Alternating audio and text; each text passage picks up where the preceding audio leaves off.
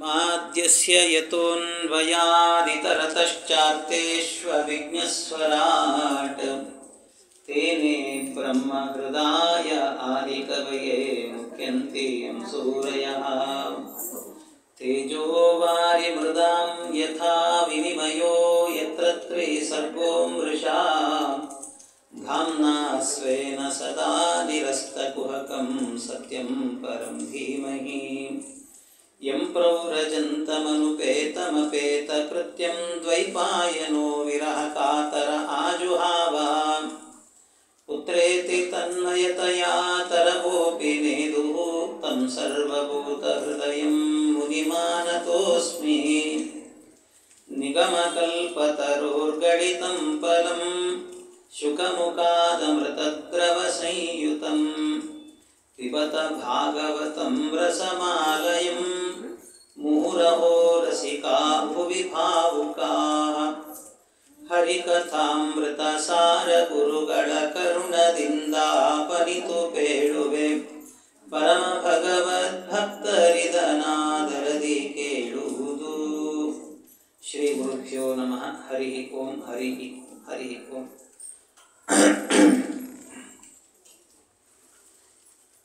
ನಿನ್ನೆ ನೋಡಿದಂತೆ ಕೊನೆಗೆ ಪುರಂಜಯ ಅಥವಾ ಇಂದ್ರವಾಹ ಅಥವಾ ಕಕುಸ್ತ ಅಂತ ಕರೀತಾರೆ ರಾಜನನ್ನ ಅಂತ ಯಾಕೆ ಅನ್ನೋ ಕಾರಣಗಳನ್ನೆಲ್ಲ ನೋಡಿದೆವು. ಅದೇ ವಂಶದಲ್ಲಿ ಮುಂದೆ ಚಂದ್ರ ಅಂತ ಒಬ್ಬ ಬರ್ತಾನೆ. ಚಂದ್ರ ಅಂತ ಮತ್ತೆ ಬೇರೆ ಚಂದ್ರ ಇದ್ದಾನೆ. ಇವನು ಸೂರ್ಯವಂಶದಲ್ಲಿ ಬಂದು ಚಂದ್ರ, ಇವನೊಬ್ಬ ಇದ್ದಾನೆ ಮತ್ತೆ ಬೇರೆ. ಆ ಚಂದ್ರನ ಮಗ ಯುವನಾಶ್ವ ಅಂತ. ಆ ಯುವನಾಶ್ವ ಒಂದು ಶಾವಸ್ತಿ ಅಂತ ಒಂದು ಪಟ್ಟಣವನ್ನೇ ಕಟ್ಟಿ ಅವನೇ ನಿರ್ಮಾಣವನ್ನು ಮಾಡಿ ಅಲ್ಲಿ ಅವನ ಮಗ ಬೃಹದಶ್ವ ಮತ್ತು ಕುವಲಯಾಶ್ವ ಅಂತ ಇಬ್ಬರನ್ನು ನೇಮಕ ಮಾಡುತ್ತಾನೆ. ಆ ಕುವಲಯಾಶ್ವ ಏನಿದ್ದಾನೆ ಬಹಳ ಬಲಿಷ್ಠ ಅವನು ಕುವಲಯಾಶ್ವ. ಆದರೆ ಆ ಕುವಲಯಾಶ್ವ ಒಮ್ಮೆ ಏನಾಗುತ್ತೆ ಅಂದರೆ ಅವನಿಗೆ ಕುವಲಯಾಶ್ವರಾಜನಿಗೆ 21,000 ಮಂದಿ ಮಕ್ಕಳಿದ್ರಂತವನು. 21,000 ಜನ ಮಕ್ಕಳು. ಅಷ್ಟು ಮಕ್ಕಳನ್ನು ಕೂಡ ಸೇರಿಸಿಕೊಂಡು ಒಮ್ಮೆ ಏನಾಗಿತ್ತು ಅಂದರೆ ಈ ಕುವಲಾಶ್ವನಿಗೆ ಎಲ್ಲ ಚೆನ್ನಾಗಿತ್ತು, ಇದ್ರೂ ಕೂಡ ಏನೋ ವೈರಾಗ್ಯ ಬಂದು ಕಾಡಿಗೆ ಹೋಗಿ ತಪಸ್ಸು ಮಾಡ್ತೇನೆ ಅಂತ ಹೋಗ್ಬಿಟ್ನಂತೆ. ಕಾಡಿಗೆ ಹೋಗಿ ತಪಸ್ಸು ಮಾಡ್ತೇನೆ ಅಂತ ಹೊರಟಾಗ ಆ ಕಾಡಲ್ಲಿ ಏನಾಗುತ್ತೆ ಅಂದರೆ ಒಬ್ಬರು ಉದಂಕ ಅಂತ ಒಬ್ಬ ಋಷಿಗಳು, ಉದಂಕ ಅಂತ. ಆ ಉದಂಕ ಅನ್ನುವಂಥ ಋಷಿಗಳೇನು ಮಾಡ್ತಾರೆ, ಅವ್ರು ಹೇಳ್ತಾರೆ ಹೀಗೆ, ಅಲ್ಲೋ ಕುವಲಯಾಶ್ವ, ನೀನೊಬ್ಬ ರಾಜನಾದವನು, ನಾವೆಲ್ಲ ಹ್ಯಾಕ್ ಬದುಕ್ತಿದ್ದೀವಿ ಏನು ಅಂತ ನಮ್ಮ ಬಗ್ಗೆ ಒಂದು ಸ್ವಲ್ಪ ಆದರೂ ಕೂಡ ಕಾಳಜಿ ಬೇಡವ ನಿನಗೆ? ಯಾಕೆ ಅಂದರೆ ನಾವೆಲ್ಲ ಬದುಕ್ತಾ ಇರುವಂತಹದ್ದು ಕಾಡಲ್ಲಿ, ನಾವಿಲ್ಲಿ ತಪಸ್ಸು ಮಾಡುತ್ತಿದ್ದೇವೆ. ನಾಡಲ್ಲಿ ನೀವು ಸುಖವಾಗಿದ್ದೀರಿ ಅಂದರೆ ನಾವಿಲ್ಲಿ ತಪಸ್ಸು ಮಾಡೋದ್ರಿಂದ ನಾಡು ಚೆನ್ನಾಗಿದೆ. ಕಾಡಲ್ಲಿ ತಪಸ್ಸು ಮಾಡುತ್ತಾ ನಾವು ಕೂತಿದ್ದೇವೆ. ಇವತ್ತಿಗೂ ಕೂಡ ಬಿಸಿಲಾಗಿರಲಿ ಮಳೆ ಆಗಿರಲಿ ಎಲ್ಲ ಕಾಲದಲ್ಲೂ ಒಂದು ಸ್ವಲ್ಪ ಆದರೂ ಮಳೆ ಬರ್ತದಲ್ಲ. ಮನುಷ್ಯರಿಗೆ ಭಾಳ ಹಿಂಸೆ ಅಂತ ಅನಿಸಿದಾಗ ಬಿಸಿಲು ಜಾಸ್ತಿ ಆದಾಗಲೂ ಒಂದು ಮಳೆ ಬಂದು ತಪ್ಪು ಮಾಡಿ ಹೋಗ್ತದೆ. ಯಾಕೆ ಇದೆಲ್ಲ ನಡೀತಾ ಇದೆ ಇನ್ನೂ ವ್ಯವಸ್ಥಿತವಾಗಿ ಅಂದರೆ, ಇನ್ನೂ ಈ ದೇಶದಲ್ಲಿ ಬ್ರಾಹ್ಮಣರಿದ್ದಾರೆ, ಪ್ರತಿನಿತ್ಯವೂ ಕೂಡ ಬೆಳಗಾತ ಎದ್ದು ಅವರೆಲ್ಲರೂ ಕೂಡ ಗಾಯತ್ರಿ ಜಪ ಮಾಡುತ್ತಿದ್ದಾರೆ, ಅನುಷ್ಠಾನಗಳನ್ನು ಮಾಡುತ್ತಿದ್ದಾರೆ. ಆದ್ದರಿಂದ ಇವತ್ತಿಗೂ ಕೂಡ ಈ ದೇಶದಲ್ಲಿ ಮಳೆ ಬೆಳೆ ಇದೆಲ್ಲ ಬರ್ತಾ ಇದೆ ಅಂತೆ, ವ್ಯವಸ್ಥಿತವಾಗಿ ನಡೀತಾ ಇದೆ ಅಂತೆ. ಅಕಸ್ಮಾತ್ ಅವ್ರು ಹೇಳ್ತಾರೆ ಉದಂಕ ಋಷಿಗಳು, ನಾವೇನಾದರೂ ತಪಸ್ಸು ಮಾಡಲಿಲ್ಲ ಅಂತಾಗಿದ್ರೆ ನಿಮ್ಮ ನಾಡಲ್ಲಿ ಹೇಗೆ ಬದುಕಲಿಕ್ಕೆ ಸಾಧ್ಯ ಇತ್ತು ಹೇಳು? ಅದರಿಂದ ಕಾಲಕ್ಕೆ ಕಾಲೇ ವರ್ಷತಿ ಪರ್ಜನ್ಯ ಪೃಥಿವಿ ಸಸ್ಯಶಾಲಿನಿ ದೇಶೋಯಂ ಕ್ಷೋಭರಹಿತ. ಇದರಲ್ಲಿ ಕ್ಷೋಭೆ ಇಲ್ಲ ದೇಶದಲ್ಲಿ. ಕಾಲಕ್ಕೆ ಮಳೆ ಬರ್ತಾ ಇದೆ, ಕಾಲಕ್ಕೆ ಬೆಳೆ ಸಿಗ್ತಾ ಇದೆ. ಇದೆಲ್ಲ ಆಗೋದು ಹೇಗೆ ಅಂದರೆ ನಾವು ಬ್ರಾಹ್ಮಣರು ತಪಸ್ಸು ಮಾಡುತ್ತಿದ್ದೇವೆ ಆದ್ದರಿಂದ ಅಂತ ಹೇಳ್ತಾರೆ. ಅದಕ್ಕೆ ಏನೀಗ ಅಂತ ಕೇಳಿದರೆ, ಇಷ್ಟೆಲ್ಲ ಇದ್ದರೂ ಕೂಡ ನಾವು ತಪಸ್ಸು ಮಾಡುವಾಗ ನಮಗೇನಾಯಿತು, ನಮಗೇನು ಹೋಯಿತು, ಒಂದು ಸ್ವಲ್ಪ ಆದರೂ ನಮ್ಮ ಬಗ್ಗೆ ವಿಚಾರ ಮಾಡಬೇಕಲ್ಲ ನೀನು.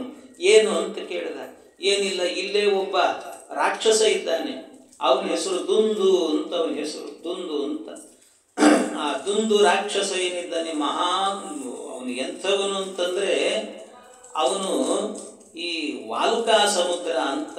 ವಾಲುಕಾ ಸಮುದ್ರ ಅಂದರೆ ನೀರಲ್ಲ, ಮತ್ತೆ ಅದು ವಾಲುಕಾ ಸಮುದ್ರ ಅಂದರೆ ಮರಳು. ಮರಳಲ್ಲಿ ಎಷ್ಟೋ ಸಾವಿರ ಅಡಿ ಒಳಗೆ ಹೋಗಿ ಕೂತ್ಕೊಳ್ತಿದ್ದಂತ ಮರಳಲ್ಲಿ. ಭೂಮಿ ಒಳಗಡೆ ಮರಳಿರ್ತಿತ್ತು, ಬರೀ ಮರಳಲ್ಲಿ ಹೋಗಿ ಕೂತ್ಬಿಡೋದಂತೆ. ಅದು ಎಷ್ಟೋ ಸಾವಿರ ವರ್ಷಗಳ ಕಾಲ ತಪಸ್ಸು ಮಾಡ್ತಿದ್ದಂತೆ ಒಳಗೆ ಕೂತು. ಒಳಗೇನೋ ತಪಸ್ಸು, ಕೆಟ್ಟ ಉದ್ದೇಶ ಇಟ್ಕೊಂಡು ತಪಸ್ಸು ಮಾಡೋದು. ತಪಸ್ಸು ಮಾಡಿ 1000 ವರ್ಷಕ್ಕೊಂದು ಸರ್ತಿ ಹೊರಗೆ ಬರ್ತಿದ್ದಂತ.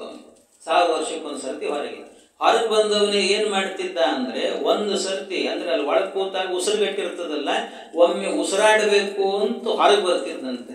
ಅವನು ಒಂದು ಸರ್ತಿ ಉಸಿರಾಡಬೇಕು ಅಂತ ಉಸಿರು ಹೊರಗೆ ಬಿಟ್ರೆ ಅಲ್ಲಿದ್ದ ಮಣ್ಣೆಲ್ಲ ಹಾರುತ್ತಿತ್ತಂತೆ. ಅದು ಹಾರಿದರೆ ಎಷ್ಟೋ ಜನರಿಗೆ ಸಮಾಧಿ ಆಗಿ ಹೋಗ್ತಿತ್ತಂತ, ಮಣ್ಣೇ ಸಮಾಧಿ ಆಗಿಬಿಡ್ತಿತ್ತಂತೆ. ಆಮೇಲೆ ಒಂದು ಸರ್ತಿ ಉಸಿರು ಬಿಟ್ಟಾದ್ಮೇಲೆ ಉಸಿರು ಒಳಗೆ ಎಳಿಬೇಕಲ್ಲ, ಒಳಗೆ ಎಳಿತಿದ್ದಂತೆ. ಒಳಗೆ ಎಳೆಯುವಾಗ ಸುತ್ತಮುತ್ತಲು ಕೂತಂತ ಅನೇಕ ಋಷಿಗಳೆಲ್ಲರೂ ಕೂಡ ಅವನ ಮೂಗಿಂದ ಬಾಯಿಂದ ಎಲ್ಲ ಒಳಗೆ ಹೋಗಿಬಿಡ್ತಿದ್ರಂತ. ಹಿಂಗೆ ನಾವು ತಪಸ್ಸು ಮಾಡುವಂಥ ಋಷಿಗಳಿಗೆಲ್ಲ ಮಹಾ ತೊಂದರೆ ಕೊಡ್ತಿದ್ದಾನವನು. ಅಂಥ ಒಬ್ಬ ಅಯೋಗ್ಯ ಇರುವಾಗ ಅವನನ್ನು ಸಂಹಾರ ಮಾಡೋದು ಬಿಟ್ಟು ತಪಸ್ಸು ಮಾಡ್ತೀನಿ ಅಂತ ಹೋಗ್ತಿದ್ದೀಯಲ್ಲೋ ಕುವಲಯಾಶ್ವ, ನಿನಗೆ ತಿಳುವಳಿಕೆ ಇಲ್ವಾ ಅಂತ ಉದಂಕ ಋಷಿಗಳು ಬೈದ್ರಂತವನು. ಅಷ್ಟು ಬೈದದ್ದಕ್ಕೆ ಆಗ ಅವನು ದುಂಧುಮಾರ ಇತಿ ಖ್ಯಾತಃ ತತ್ಸುತಾಸ್ತೆ ಪ್ರಜ್ವಲುಹು. ಆ ಕುವಲಯಾಶ್ವ ಏನು ಮಾಡಿದ್ದಂತೆ, 21,000 ಜನ ಮಕ್ಕಳಿದ್ರಲ್ಲ, ಅಷ್ಟೂ ಜನರನ್ನು ಸೇರಿಸಿಕೊಂಡು ಅವನ ಜೊತೆ ಯುದ್ಧಕ್ಕೆ ಹೋದನಂತೆ.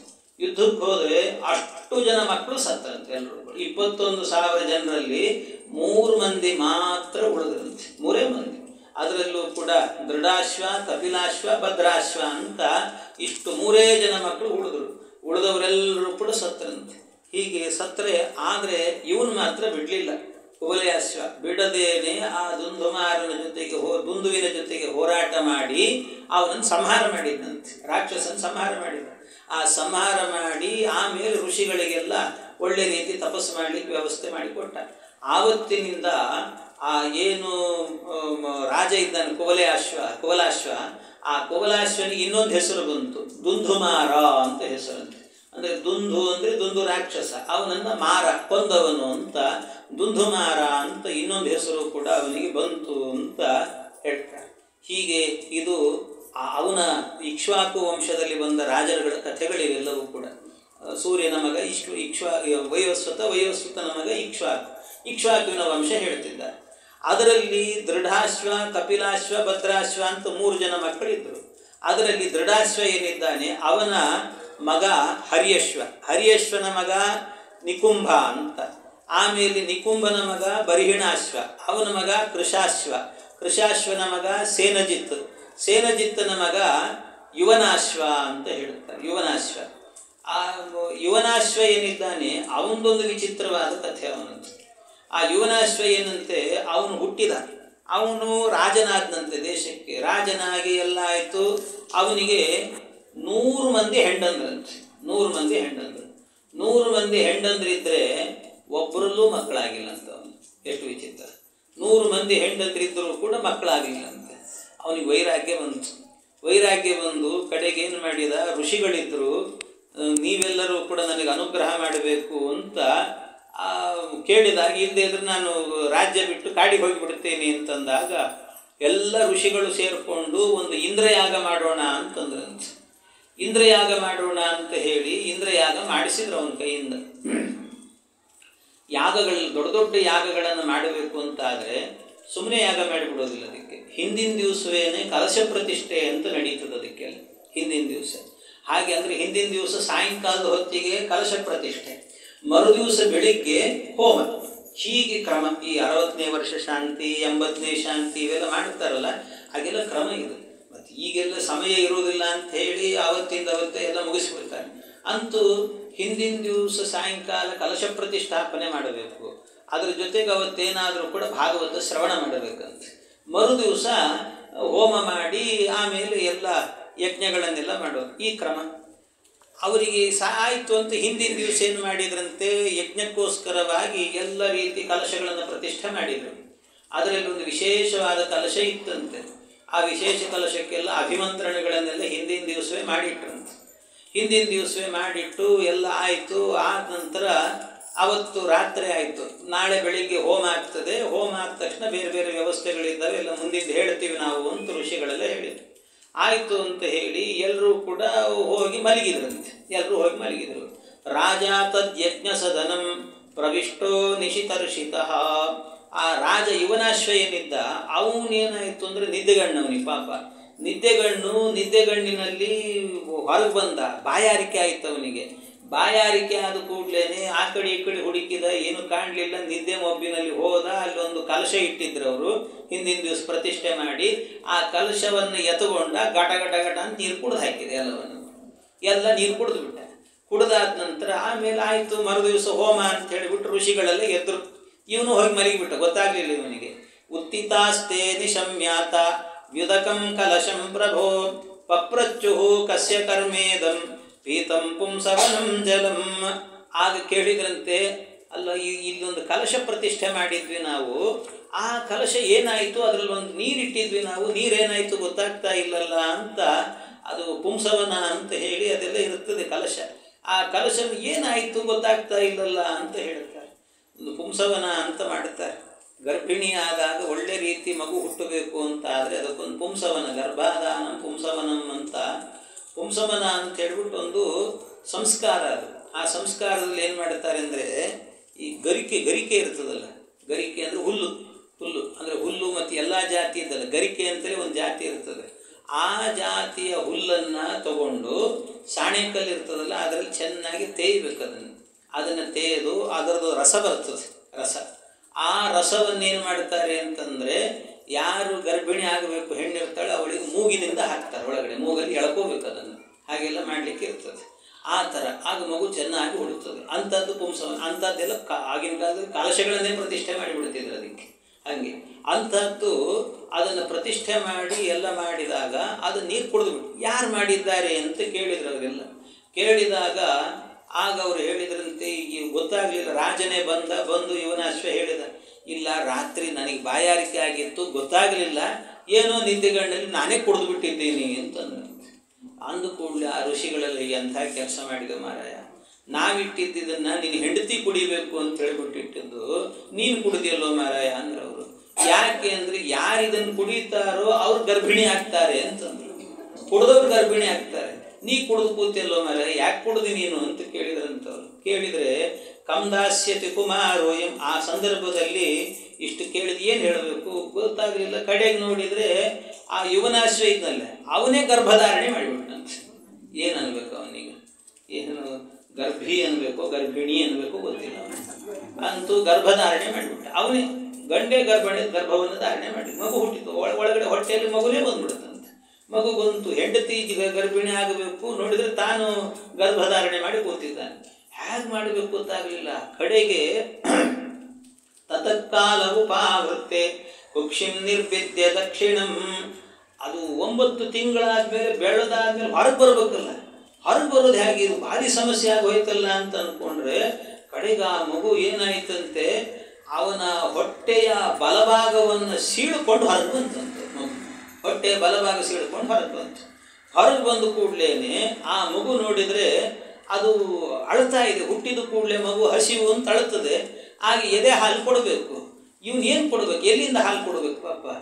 ಏನೋ ವಿಚಿತ್ರವಾಗಿ ಗರ್ಭಧಾರಣೆ ಮಾಡಿದ್ದಾನೆ, ಆಗೋಯ್ತು, ಹಾಲು ಕೊಡಲಿಕ್ಕಿಲ್ಲ, ಏನು ಮಾಡಬೇಕು. ಆಗೇನು ಮಾಡಿದ್ರಂತೆ, ಈ ಕುಮಾರ ಭಾಳ ಅಳುತ್ತಿದ್ದಾನೆ, ಈ ಕೂಸು ಎದೆ ಹಾಲನ್ನು ಕುಡಿಬೇಕು. ಅದಕ್ಕೆ ಮುನಿಗಳೆಲ್ಲರೂ ಕೂಡ ಋಷಿಗಳಿದ್ರು, ಎಲ್ಲ ಚಿಂತಾಕ್ರಾಂತರಾದ್ರು. ಏನು ಮಾಡಬೇಕು ಗೊತ್ತಾಗ್ತಾ ಇಲ್ಲಲ್ಲ, ಇದು ಬೇರೆ ಇಂದ್ರಯಾಗ ಮಾಡಿದ್ದೀವಿ, ಇಂದ್ರ ಸುಪ್ರೀತನಾಗಬೇಕು ಅಂತ ಇಂದ್ರನನ್ನೇ ಪ್ರಾರ್ಥನೆ ಮಾಡಿದ್ರಂತೆ. ಆ ಇಂದ್ರನನ್ನು ಪ್ರಾರ್ಥನೆ ಮಾಡಿಕೊಂಡು ಆ ಇಂದ್ರ ಪ್ರತ್ಯಕ್ಷನಾದಂತೆ. ಪ್ರತ್ಯಕ್ಷನಾದ ಕೂಡಲೇ ಅವರೆಲ್ಲ ಕೇಳಿದರು, ಕಂ ದಾಸ್ಯತಿ ಕುಮಾರೋಯಂ ಸ್ತನ್ಯೋರೋಯತೆ ಪುರುಷಂ. ಇಂದ್ರದೇವರನ್ನು ಕೇಳಿ, ಸ್ವಾಮಿ ಏನು ಮಾಡಬೇಕು ಗೊತ್ತಿಲ್ಲ, ನಾವೆಲ್ಲ ಕೇಳ್ತಿದ್ದೀವಿ. ಕಂ ದಾಸ್ಯತಿ, ಇವನನ್ನು ಯಾರು ಧಾರಣೆ ಮಾಡುತ್ತಾರೆ, ಇವನ ಧಾತ ಯಾರು, ಧಾತ ಅಂದರೆ ಧಾರಣೆ ಮಾಡೋರು ಯಾರು, ಇವನನ್ನು ಬೆಳೆಸೋರು ಯಾರು ಅಂತ ಹೇಳ್ಬಿಟ್ಟು ದಾತ ಯಾರು, ದಾತೃ ಯಾರು ಅಂತ ಕೇಳಿದ್ರಂತೆ. ಕೇಳುವಾಗ ಆಗ ಇಂದ್ರದೇವರು ಹೇಳಿದ್ರಂತೆ, ನೀವು ಅವನು ಅಳ್ತಿದ್ದಾನೆ ಅಂತ ಬೇಜಾರು ಮಾಡ್ಕೋಬೇಡ್ರಿ, ಇವನ ಧಾತೃ ನಾನೇ ಆಗ್ತೀನಿ, ಮಾ ಧಾತ ಅಂತನ್ನಂತೆ. ಮಾಧಾತ. ಅದರಿಂದ ಮಾಂ ದಾಸ್ಯತಿ, ನಾನು ಇವನನ್ನು ಧಾರಣೆ ಮಾಡುತ್ತೇನೆ ಅಂತ ಅಂದ್ಕೊಂಡು ಆಗ ಇಂದ್ರದೇವರು ಏನು ಮಾಡಿದ್ರಂತೆ, ಆ ಕೂಸಿಗೆ ಆ ತೋರು ಬೆರಳು ಇರ್ತದಲ್ಲ, ಈ ತೋರು ಬೆರಳನ್ನು ತಗೊಂಡು ಬಾಯಿಗೆ ಇಟ್ರಂತಷ್ಟೆ. ಬಾಯಿಗೆ ಇಟ್ಟರೆ ಅದಕ್ಕೇನಾಯ್ತು, ಏನು ಹಾಲು ಬಂದಾಗ ಆಯಿತೋ ಏನು ಕಥೆನೋ, ಅದು ಕುಡ್ಕೊಂಡು ಹಾಯಾಗಿ ಬೆಳೀತದೆ. ಹಾಗೆ ಬೆಳೀತು ಕೂಸು. ಆವತ್ತಿನಿಂದ ಆ ಕೂಸಿಗೆ ನಾಮಕರಣನು ಏನು ಅಂದರೆ, ಇವ್ರು ಹೇಳಿದ್ರಲ್ಲ ಇಂದ್ರದೇವರು, ಮಾಂ ಧಾತ ಅಂತ, ಅದು ನಾನೇ ಇದನ್ನು ಧಾರಣೆ ಮಾಡ್ತೀನಿ ಅಂತ, ಅದಕ್ಕೆ ಮಾಂಧಾತ ಅಂತಲೇ ಹೆಸರು ಅಂತವನಿಗೆ, ಮಾಂಧಾತ. ಇದು ಸೂರ್ಯವಂಶದಲ್ಲಿ ಹುಟ್ಟಿದಂತೆ ಇನ್ನೊಬ್ಬ ಹುಡುಗ ಇವನು, ಈ ರಾಜ ಮಾಂಧಾತ ಅಂತ. ಅದನ್ನೆಲ್ಲ ಮಂಗಳಾಷ್ಟಕದಲ್ಲೆಲ್ಲ ಹೇಳ್ತೀವಿ. ಮಾಂಧಾತ ನಹುಶೋಂಬರೀಶ ಸಗರು ರಾಜ ಪ್ರತಿರ್ಹೈಹಯ ಅಂತ ಹೇಳ್ತೇವೆ. ಹೀಗೆ ಇಂತಹ ಏನು ವ್ಯಕ್ತಿ ಇದ್ದಾನೆ ಇವನು ಮಾಂಧಾತ ಅಂತ ಪ್ರಸಿದ್ಧನಾದ. ಈ ಮಾಂಧಾತನು ಕೂಡ ಯುವನಾಶ್ವತ ತತ್ರೈವ ತಪಸಾ ಸಿದ್ಧಿಮಭ್ಯಗಾತ್. ಆ ಯುವನಾಶ್ವನು ಕೂಡ ತಪಸ್ಸನ್ನು ಮಾಡಿಕೊಂಡು ಸಿದ್ಧಿ ಮಾಡಿಕೊಂಡು ಅವನು ಹೊರಟೋದ. ಈ ಮಾಂಧಾತನಿಗೆ ಇಂದ್ರ ಧಾರಣೆ ಮಾಡಿದ್ರಿಂದ ಮಾಂಧಾತ ಅಂತ ಹೆಸರು. ಇಲ್ಲ ಅಂದರೆ ಅವನಿಗೆ ನಾಮಕರಣ ಮಾಡಿದ ಹೆಸರೇನು ಅಂದರೆ ತ್ರಸದಸ್ಯು ಅಂತ ನಾಮಕರಣ ಮಾಡಿದ್ದಂತೆ. ತ್ರಸದಸ್ಯು ಅಂತ. ಆ ತ್ರಸದಸ್ಯು ಅಂತಂದರೆ ಈ ಯಾಕೆ ಇವನಿಗಿಂತ ನಾಮಕರಣವನ್ನು ಮಾಡಿದ್ದು ಅಂತಂದರೆ, ದಸ್ಯು ಅಂದರೆ ರಾವಣ ಮೊದಲಾದಂತಹ ರಾಕ್ಷಸರು ಅಂತ ಅರ್ಥ.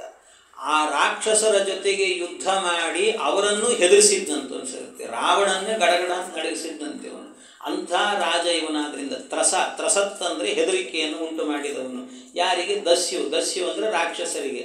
ಆದ್ದರಿಂದ ತ್ರಸದಸ್ಯು ಅಂತ ಇವನಿಗೆ ಹೆಸರಿಟ್ಟಿದ್ರು ಅಂತ ಹೇಳುತ್ತಾರೆ. ಹೀಗೆ ಯೌವನಾಶ್ವತ ಮಾಂಧಾತ ಚಕ್ರವರ್ತ್ಯವನಿಂ ಪ್ರಭು. ಇವನು ಚಕ್ರವರ್ತಿಯಾಗಿ ದೇಶವನ್ನು ಬಹಳ ಚೆನ್ನಾಗಿ ಆಳಿದಂತಿದ್ದಾನೆ. ದೇಶವನ್ನೆಲ್ಲ ಆಳಿದ, ಬಹಳ ಚೆನ್ನಾಗಿ ಆಳಿದ.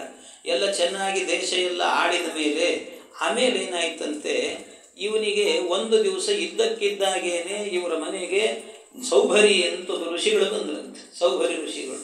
ಆ ಸೌಭರಿ ಋಷಿಗಳೇನಾಗಿತ್ತು ಅಂದರೆ ಯಮುನಾ ನದಿಯಲ್ಲಿ ತಪಸ್ಸು ಮಾಡ್ತಾ ಇದ್ರಂತವ್ರು. ಅವರು ತಪಸ್ಸನ್ನು ಮಾಡ್ತಾ ಇರುವಾಗ ಆಗ ಒಳಗಡೆಯಲ್ಲಿ ತಪಸ್ಸು ಮಾಡ್ತಾ ಇದ್ದಾರೆ. ಒಳಗೆ ತಪಸ್ಸು ಮಾಡ್ತಾ ಇರಬೇಕಾದ್ರೆ ಶತಬಿಂದೋರ್ದು ಹಿತರಿ ಬಿಂದು ಮತ್ಯಾಮದಾಂದ್ರಪಃ. ಆಗ ತಪಸ್ಸು ಮಾಡ್ತಾ ಇರಬೇಕಾದ್ರೆ ಅವರು ಒಂದು ಸರ್ತಿ ನದಿ ಒಳಗಡೆನೆ ಕಣ್ಣು ಬಿಟ್ರಂತೆ. ಕಣ್ಣು ಬಿಟ್ಟು ನೋಡಿದ್ರಂತೆ ಎರಡು ಮೀನುಗಳು, ಒಂದು ಗಂಡು ಒಂದು ಹೆಣ್ಣು. ಎರಡು ಮೀನುಗಳು ಕೂಡ ಅವುಗಳು ಲೀಲೆಯನ್ನು ತೋರಿಸ್ತಾ ಇದ್ವಂತೆ. ಆ ಲೀಲೆಯನ್ನು ತೋರಿಸೋದನ್ನು ನೋಡಿ ಇವರಿಗನ್ನಿಸ್ತು, ನಾನು ಒಂದು ಮದುವೆ ಮಾಡಿಕೊಳ್ಬೇಕಲ್ಲ ಅಂತ ಅನ್ನಿಸ್ತಂತೆ. ಯಮುನಾಂತರ್ಜಲೇ ಮಗ್ನಃ ತಪ್ಯಮಾನ ಪರಂತಪಃ ನಿರ್ವೃತಿಂ ಮೀನರಾಜಸ್ಯ ವೀಕ್ಷಮೈತುನ ಧರ್ಮಿಣಃ ಜಾತಸ್ಪೃಹೋ ನೃಪಂ ವಿಪ್ರಃ ಕನ್ಯಾಮೇಕಾಮಯಾಚತ. ಆ ಕೂಡಲೇ ಏನು ಮಾಡಿದ್ರು, ಮದುವೆ ಮಾಡ್ಕೋಬೇಕು ಅಂತ ನೋಡಿದರೆ ಮುಪ್ಪು, ದೇಹ ಎಲ್ಲ ಮುಪ್ಪು ಆವರಿಸಿಕೊಂಡಿದೆ ಅವರಿಗೆ. ಅಂಥ ವಯಸ್ಸಾದೋದಂಥ ಒಬ್ಬ ಋಷಿಗಳು ಮದುವೆ ಮಾಡ್ಕೋಬೇಕು ಅಂತ ಆಸೆ ಆಯ್ತು ಅವರಿಗೆ. ಮದುವೆ ಮಾಡ್ಕೊಳ್ಬೇಕು ಅಂತಂದ್ರೆ ನೋಡ್ರಿ, ವಯಸ್ಸು ಮದುವೆ ಮಾಡ್ಕೊಳ್ಳಿಕ್ಕೆ ಅಡ್ಡಿ ಆಗೋದಿಲ್ಲ ಅಂತ ಕೆಲವೊಬ್ಬರಿಗೆ ವೈರಾಗ್ಯ ಬರೋದೇ ಇಲ್ಲ ಅಂತಾರಲ್ಲ, ಇವರು ಬೇರೆ ವಿಷಯ. ಆದರೆ ಬೇರೆ ಕೆಲವರೆಲ್ಲ ಇರ್ತಾರೆ, ಅವರಿಗೆಲ್ಲ ವೈರಾಗ್ಯವೇ ಬರೋದಿಲ್ಲ. ವಯಸ್ಸಾದರೂ ಇನ್ನೊಂದು ಮದುವೆ ಅಂತ ಇರ್ತಾರೆ. ಯಾರೋ ಒಂದು ಸರ್ತಿ ಹೇಳಿ, ನಮ್ಮ ಗುರುಗಳು ಹೇಳೋರು ಯಾವಾಗಲೂ ಒಂದೊಂದು ಸರ್ತಿ ತಮಾಷೆ ಮಾಡ್ತಿದ್ರು. ಯಾರೋ ಒಬ್ಬರು ಒಂದು ಮದುವೆ ನಡೆದಿತ್ತಂತೆ, ಭಾಳ ವೈಭವದ ಮದುವೆ ನಡೆದಿತ್ತಂತೆ. ಹುಡುಗ ಹುಡುಗಿ ಎಲ್ಲ ಭಾಳ ಚೆನ್ನಾಗಿದ್ರಂತೆ. ಅಲ್ಲಿ ಯಾರೋ ಒಬ್ಬರು 96 ವರ್ಷದ ಒಬ್ಬ ಮುದುಕ ಬಂದು ಕೂತಿದ್ರಂತೆ. ಆ ಮುದುಕ ಬಂದು ಕೂತಾಗ ಯಾರೋ ಹುಡುಗರು ತಮಾಷೆ ಮಾಡ್ತಿದ್ರಂತೆ. ವಯಸ್ಸಾಗಿದೆ ಅಜ್ಜ ತಮಾಷೆ ಮಾಡೋರಂತೆ. ನೋಡು ಅಜ್ಜ ಹೆಂಗೆ ಮದುವೆ ಹೆಂಗೆ ನಡೀತಾ ಇದೆ ನೋಡು, ಭಾಳ ಚೆನ್ನಾಗಿ ಭಾರಿ ಅಂತ ಅಜ್ಜ ಹೇಳಿತಂತೆ. ಅಜ್ಜ ಹೇಳಿದಾಗ ಅಜ್ಜನಿಗೆ ತಮಾಷೆ ಮಾಡ್ತಾ ಕೇಳಿದ್ರಂತೆ, ಅಲ್ಲ ನೀನು ಮದುವೆ ಮಾಡ್ಕೋತೀಯೇನು ಅಂತಂದು ಕೇಳಿದ್ರಂತೆ. ನೀನು ಮದುವೆ ಮಾಡ್ಕೋತೀಯೇನು ಅಂತ ಕೇಳಿದ್ರೆ ಅಜ್ಜ ಏನು ಹೇಳಬೇಕು? ಅಯ್ಯೋ ನನಗೆ ನನಗೆ ವಯಸ್ಸಾಗಿದೆ ಮಾರಾಯ, ನನಗೇನು ಬೇಡ ಅಂತ ಹಿಂಗೆ ಹೇಳಬೇಕು, ಏನೋ ಹೇಳಬೇಕು ಬೇರೆ. ಆದರೆ ಏನು ಹೇಳಿದ್ನಂತ ಅಜ್ಜ, ಅಲ್ಲ ನನಗೆ ಯಾರು ಕನ್ಯಾ ಕೊಡ್ತಾರೋ ಮಾರಾಯ ಅಂತ. ಅಂದರೆ ಕೊಟ್ಟರೆ ಮಾಡ್ಕೊಳ್ಳೋ ಪೈಕಿನೇ ಆಗಲ್ಲ ಅಂದ್ರೆ ಹಂಗಿರ್ತಾರೆ. ಹಾಗೆ ಈ ಸೌಭರಿಯು ಕೂಡ ಏನು ಅಂತಂದ್ರೆ ಆ ವಯಸ್ಸಿನಲ್ಲಿ ಮದುವೆ ಬೇಕು ಅಂತ ಬಂದರು ಅವರು. ಮದುವೆ ಬೇಕು ಅಂತ ಬಂದವರು ಗೊತ್ತಾಯಿತು ಹೆಣ್ಣೆಲ್ಲಿದೆ. ಅದಕ್ಕೆ ಈ ಮಾಂಧಾತೃ ಏನಿದ್ನಲ್ಲ, ಮಾಂಧಾತೃವಿಗೆ 50 ಜನ ಹೆಣ್ಣುಮಕ್ಕಳಿದ್ರಂತ ಅವನಿಗೆ. 50 ಜನ ಹೆಣ್ಣುಮಕ್ಕಳು. ಆ 50 ಜನ ಹೆಣ್ಣುಮಕ್ಕಳು ಹುಟ್ಟಿದ್ರು ಅವನಿಗೆ. ಅಷ್ಟರಲ್ಲೂ ಕೂಡ ಅದರಲ್ಲೂ ಕೂಡ ಏನಾಗಿತ್ತು ಅಂತಂದರೆ 50 ಜನರು ಕೂಡ ಬಹಳ ಸುಂದರಿಯರು ಅವರೆಲ್ಲರೂ ಕೂಡ. ಅವರಲ್ಲಿ ಯಾರನ್ನಾದ್ರೂ ಒಬ್ಬ ಕನ್ಯಾ ಕೊಟ್ಟರೆ ಸಾಕು ಮದುವೆ ಮಾಡಿಕೊಳ್ಳೋಣ ಅಂತ ಈ ಸೌಭರಿ ಋಷಿಗಳೇನು ಮಾಡಿದ್ರಂತೆ, ಹೋದ್ರಂತೆ, ಡೈರೆಕ್ಟ್ ಮನೆಗೆ ಹೋದ್ರು. ಅವರೇ ಕನ್ಯಾ ಕೇಳಲಿಕ್ಕೆ ಹೋಗಿಬಿಟ್ರು. ಅವರು ಹೋದರು, ಮಾಂಧಾತ್ರವಿನ ಹತ್ರ ಹೋಗಿ, ನಿಮ್ಮ ಮನೆಯಲ್ಲಿ ಬಹಳ ಮಂದಿ ಕನ್ಯೆಯರಿದ್ದಾರಂತೆ, ಆದ್ದರಿಂದ ಜಾತಸ್ಪೃಹೋ ನೃಪಂ ವಿಪ್ರಹ ಕನ್ಯಾಮೇಕಾಮ ಯಾಚತ, ಒಬ್ಬ ಕನ್ಯೆಯನ್ನು ದಾನ ಮಾಡಿ ನನಗೆ ಅಂತ ಕೇಳಿದ್ರಂತೆ. ಒಂದು ಕನ್ಯಾ ದಾನ ಮಾಡಿ ನೀನು ಅಂತ ಕೇಳಿದರೆ ಈ ರಾಜನಿಗೆ ಅನ್ನಿಸ್ತು, ಎಲ್ಲ ಮನಸ್ಸಲ್ಲೇ ಅಂದ್ಕೊಂಡ, ಸವಿಚಿಂತ್ಯ ಪ್ರಿಯ ಸ್ತ್ರೀಣಾಂ ಜರಟೋಯಂ ಅಸಮ್ಮತಃ.